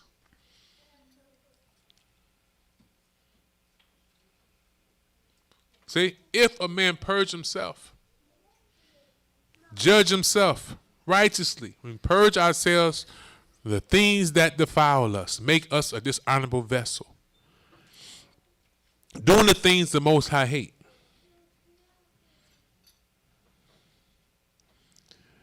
It's, if a man therefore purge himself of these, he should be a vessel unto honor. So can't nobody say that getting to the kingdom is not done by work. His work is not given to charity, doing good deeds. No, it's applying his law, executing his law when times are hard.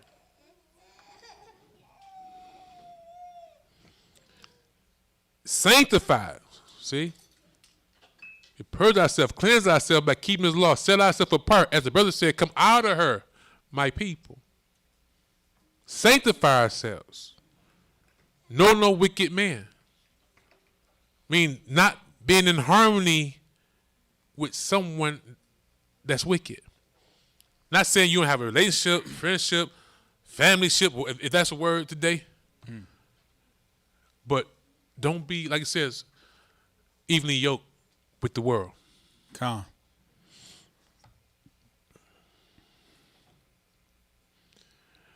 If a man therefore purge himself of these, he should be a vessel unto honor, sanctified, and see, and meet for the master's use.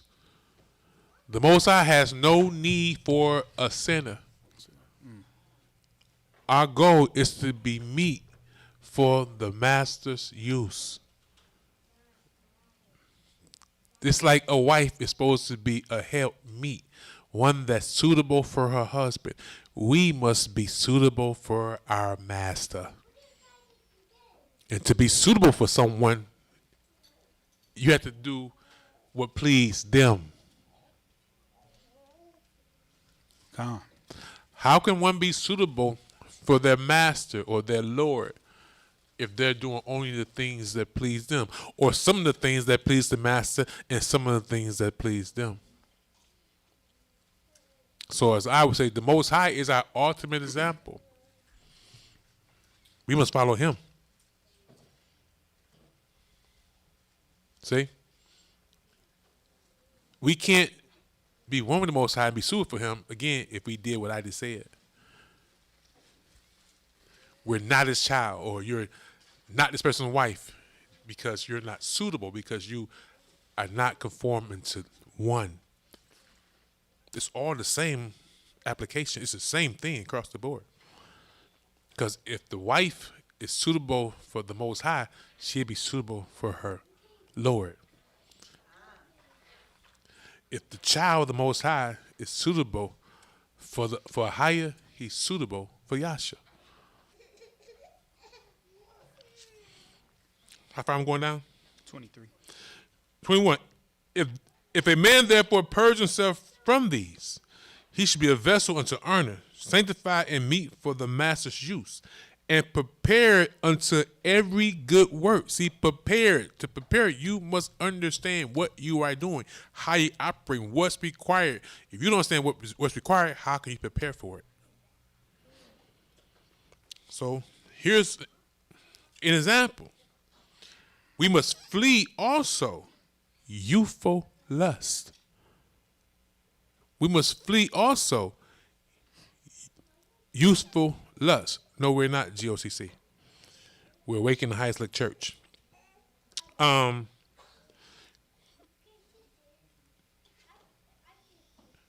follow righteousness. To follow righteousness, that is to keep the Most High's commandments, not adding to it or taking anything away. Faith, charity, peace, with them that call on Ahayah out of a pure heart, out of a sincere heart.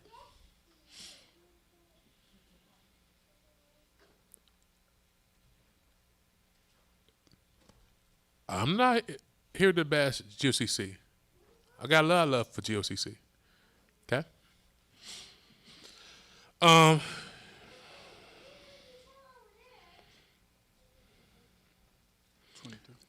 But it gives us a warning. But foolish and unlearned questions avoid. See, foolish and unlearned questions avoid. Knowing that they do gender strifes. Right? We don't have to battle with people. Some people ask questions because they're looking for argument, looking for a debate. You know? It says avoid them. But it also tells us to defend our faith, so we have to use discernment. Right? Next precept. Proverbs chapter 6, verses 16 through 19.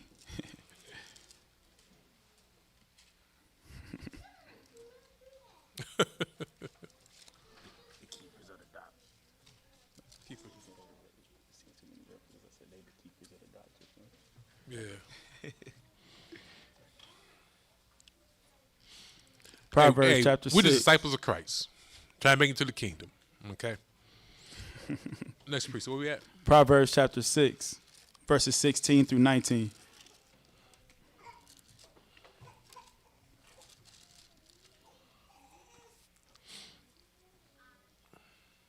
Con, when everyone's there.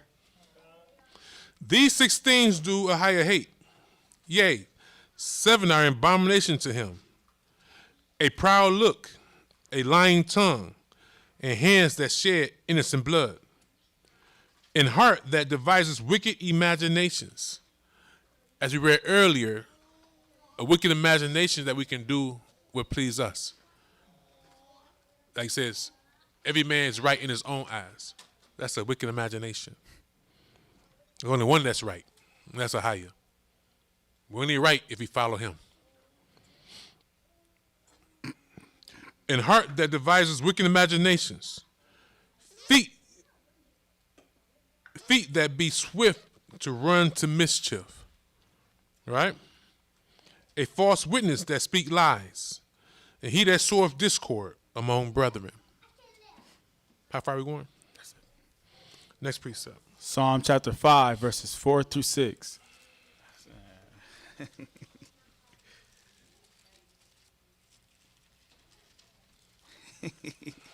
I'm not even going to do that.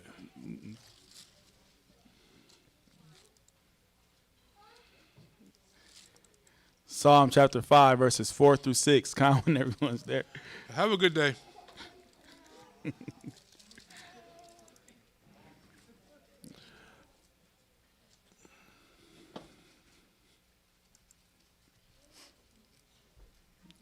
Count when everyone's there. Whoever you are, what's the name? I don't know. Cameron or something. Yeah. Sister, brother, whoever you are, it's a whole lot of history. You know what I'm saying? We're not even going to go there today. You know what I'm saying? The Most High said he'll give pastors of his own heart. So go back and watch this lesson or the hundreds of videos that we have and judge for yourself. You know what I'm saying? GFCC is not the only church that the Most High is using. Okay? So if you find fault in what we're teaching, then let it be known. Okay?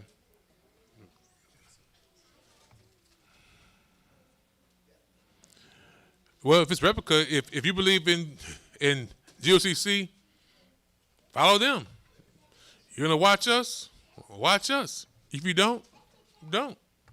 Okay? Have a good day. Psalm chapter 5, verse 4. Count when everyone's there.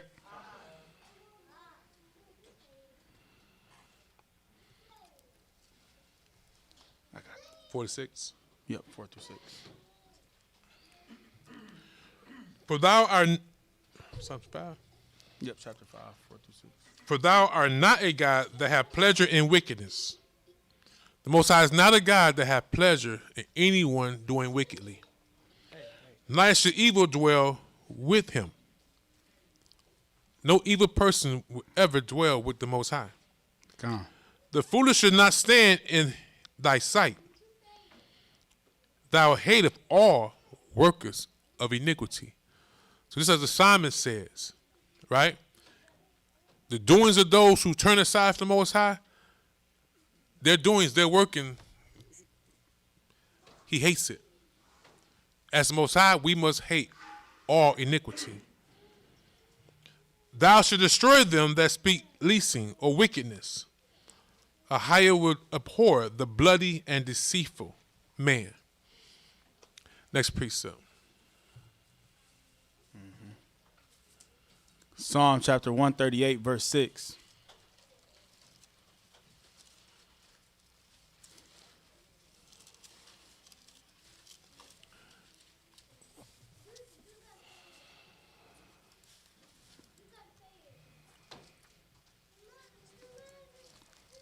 Psalm chapter 138, verse 6.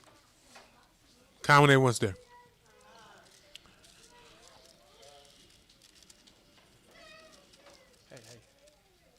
Con. Thou, Ahayah, be high, yet have he respect unto the lowly. But the proud he knoweth afar off. Though I walk in the midst of trouble, thou will revive me. Thou shalt stretch forth thy hand against the wrath of my enemies, and thy right hand shall save me.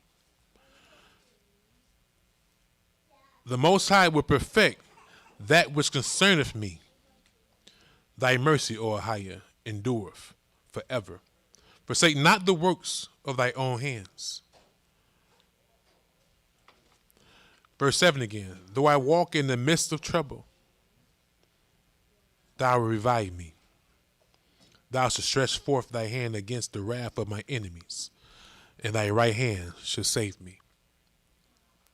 We walk in the midst of trouble constantly. But the confidence that the psalmists have, we must also have. We walk in the midst of trouble, the Most High will always preserve us until the end. Next precept. Zechariah chapter 8, verses 16 and 17. Whoever you are, you like I say, you don't know their history. Like, we was a part of GOC for years, and there's a whole history behind that. Okay, so don't like it says, judge none before it's time. Do your research first before you come with all this stuff. Ain't nobody doing what they want to do, brother, sister, whoever you are. Okay, so I know Eddie Ricard personally. He know me. Okay, so.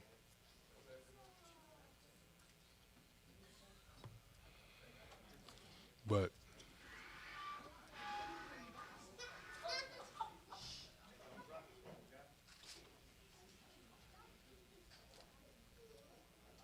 good for you.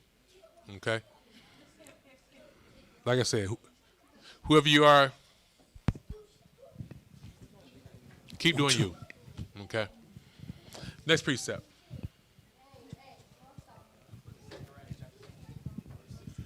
We are a body. I'm not in the basement on YouTube. We are a body. Okay. You know what? We're going to do what Eric Carr do since you've been with them from the beginning. Block this person. Mute that brother. Let's go. Who? Who had a question? Go ahead. I just wanted to say, this is my second or third time here, and I've listened to a lot of Israelite camps or whatever. I've been, around, and I love how you teach. I love how you explain things. So if a brother is still listening, or sister, or whoever that is online, then like you said, if you don't like what someone is teaching, then go about your business. But I love what you teach, and this is my third time here. You didn't make me say that. So much respect to you, brother. I like how you handle that. All praises. But it's just a thing. Like, people just get on here, like I said, and they break the law, like by judging something before they even understand what they're even talking about.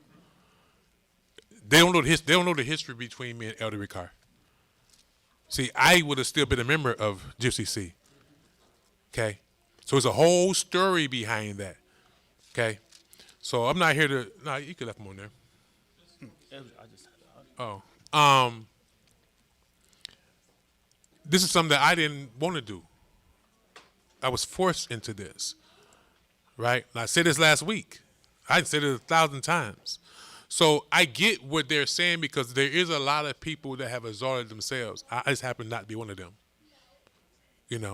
So Just as Barnabas and Paul had to go their own ways for a minute to do the same work. Maybe me and Edward Carr went our own ways doing the work of God. Most High will judge our work at the end. You see what I'm saying? So that's why I say if you can find out of our 500 and some lessons that we have recorded, we had hundreds some that was before we even started going public. So out of any lesson that we have, if you can find anything that we err, let me know. Because we haven't added or taken anything away. You know. But I get what they're saying, because there's a lot of people that exalt themselves. You know what I'm saying? But I just say, if like you said, go back and watch the videos. See if it be of God. No, just like the brother told the Hebrews when it came to the apostles. No, see if it be a God. If it's not, it will come to naught. This ain't nothing new. We've been doing this. Okay?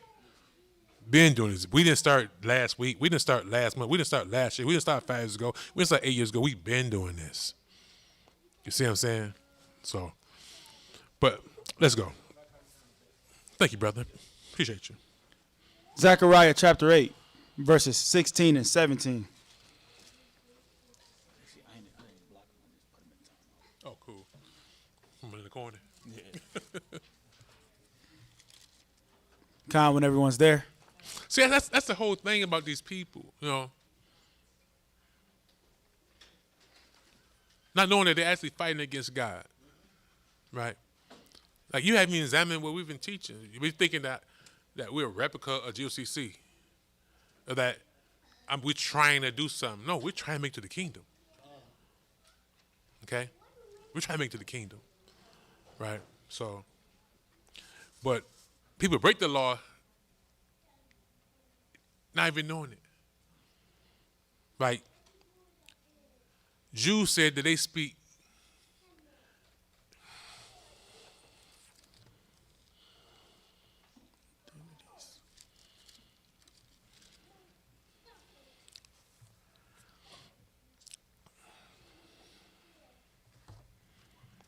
Jude chapter 1 verse 10 said, "But these speak evil of those things which they know not. What they know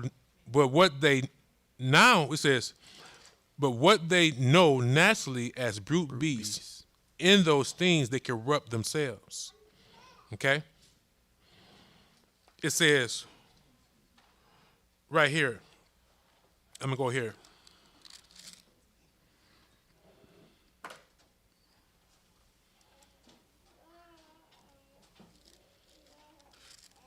That's the last precept. What's the last precept? Yeah, no, where you at? Oh, that's the last. I'm reading that anyway. Let's go. Where we at? Zechariah chapter 8, verses 16 and 17.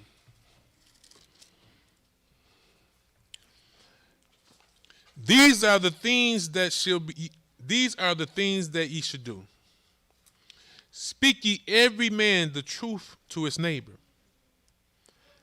Now we heard that the Most High say he hate those who deceive his neighbor or speak lies to his neighbor. So he's telling us what we must do to please him and to live. These are the things that ye should do. Speak ye every man the truth to his neighbor, his brother or sister. Execute judgment of the truth. Execute judgment of truth and peace in your gates. Let none of you imagine evil in your heart against his neighbor, and love no false oath. For all these are things that I hate, says Ahayah. How far more? 17. For all these are the things the Most High hate. Next precept. 1 Peter chapter 5, verses 1 through 6. 1 Peter chapter 5, verses 1 through 6. How long you put me in the corner for? I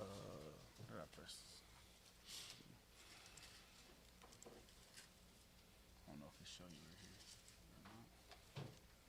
These options. 5 minutes. Okay.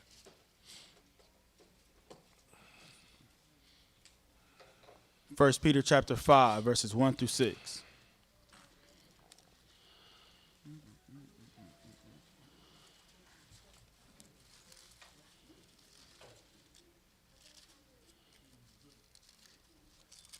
Con, when everyone's there. Con. The elders which are among you I exhort, who I am also an elder, and a witness of the sufferings of Messiah, and also a partaker of the glory that shall be revealed. Feed the flock of God. See, that's the importance. Feed the flock of God, which is among you, taking the oversight thereof, not by constraint, but willingly, not for filthy lucre, but of a ready mind. Con.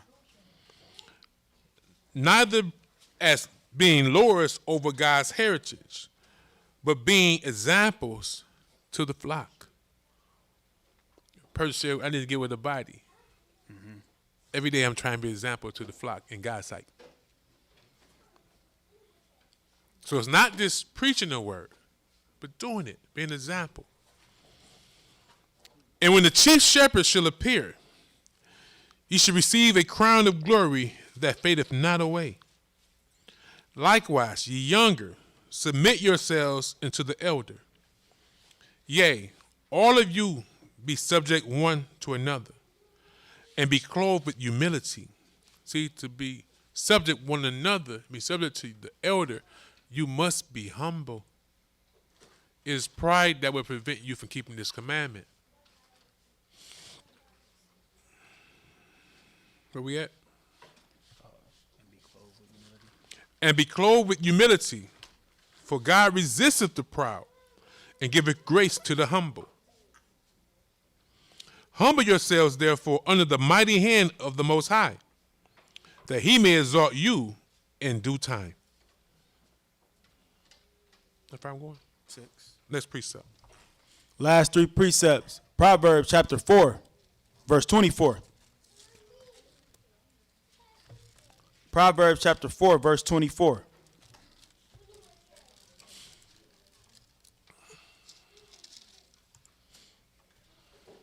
Con, when everyone's there. Proverbs chapter 4, verse 24.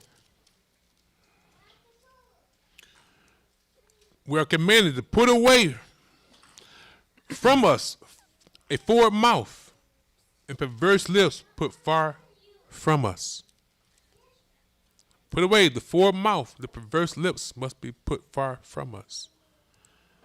Next precept. Proverbs chapter 6, verses 12 through 15. Proverbs chapter 6, verses 12 through 15. Con, when everyone's there. Con. A naughty person, a wicked man, walketh with a forward mouth. See? A forward mouth, that perverse, proud mouth, saying what they gonna do, what they ain't gonna do. He winketh with his eyes. He speaketh with his feet. He speaketh with his feet. The Messiah said, you will know a man by his fruits. He speaketh with his feet. By their doings you will know.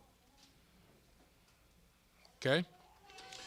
He speaketh with his feet. He teaches with his fingers. Forwardness is in his heart. He devises mischief continually. He soweth discord. Most High hate this. We are to hate this. We are not to do these things that he hates. Last precept. Verse 15. Therefore, so his calamity comes suddenly. Suddenly should he be broken without remedy. Last precept. Jude chapter 1, verses 14 through 25. Jude chapter 1, starting at verse 14. Con, when everyone's there. He be broken without remedy. No one should save him from the wrath of the Most High. Jude chapter 1, verse 14.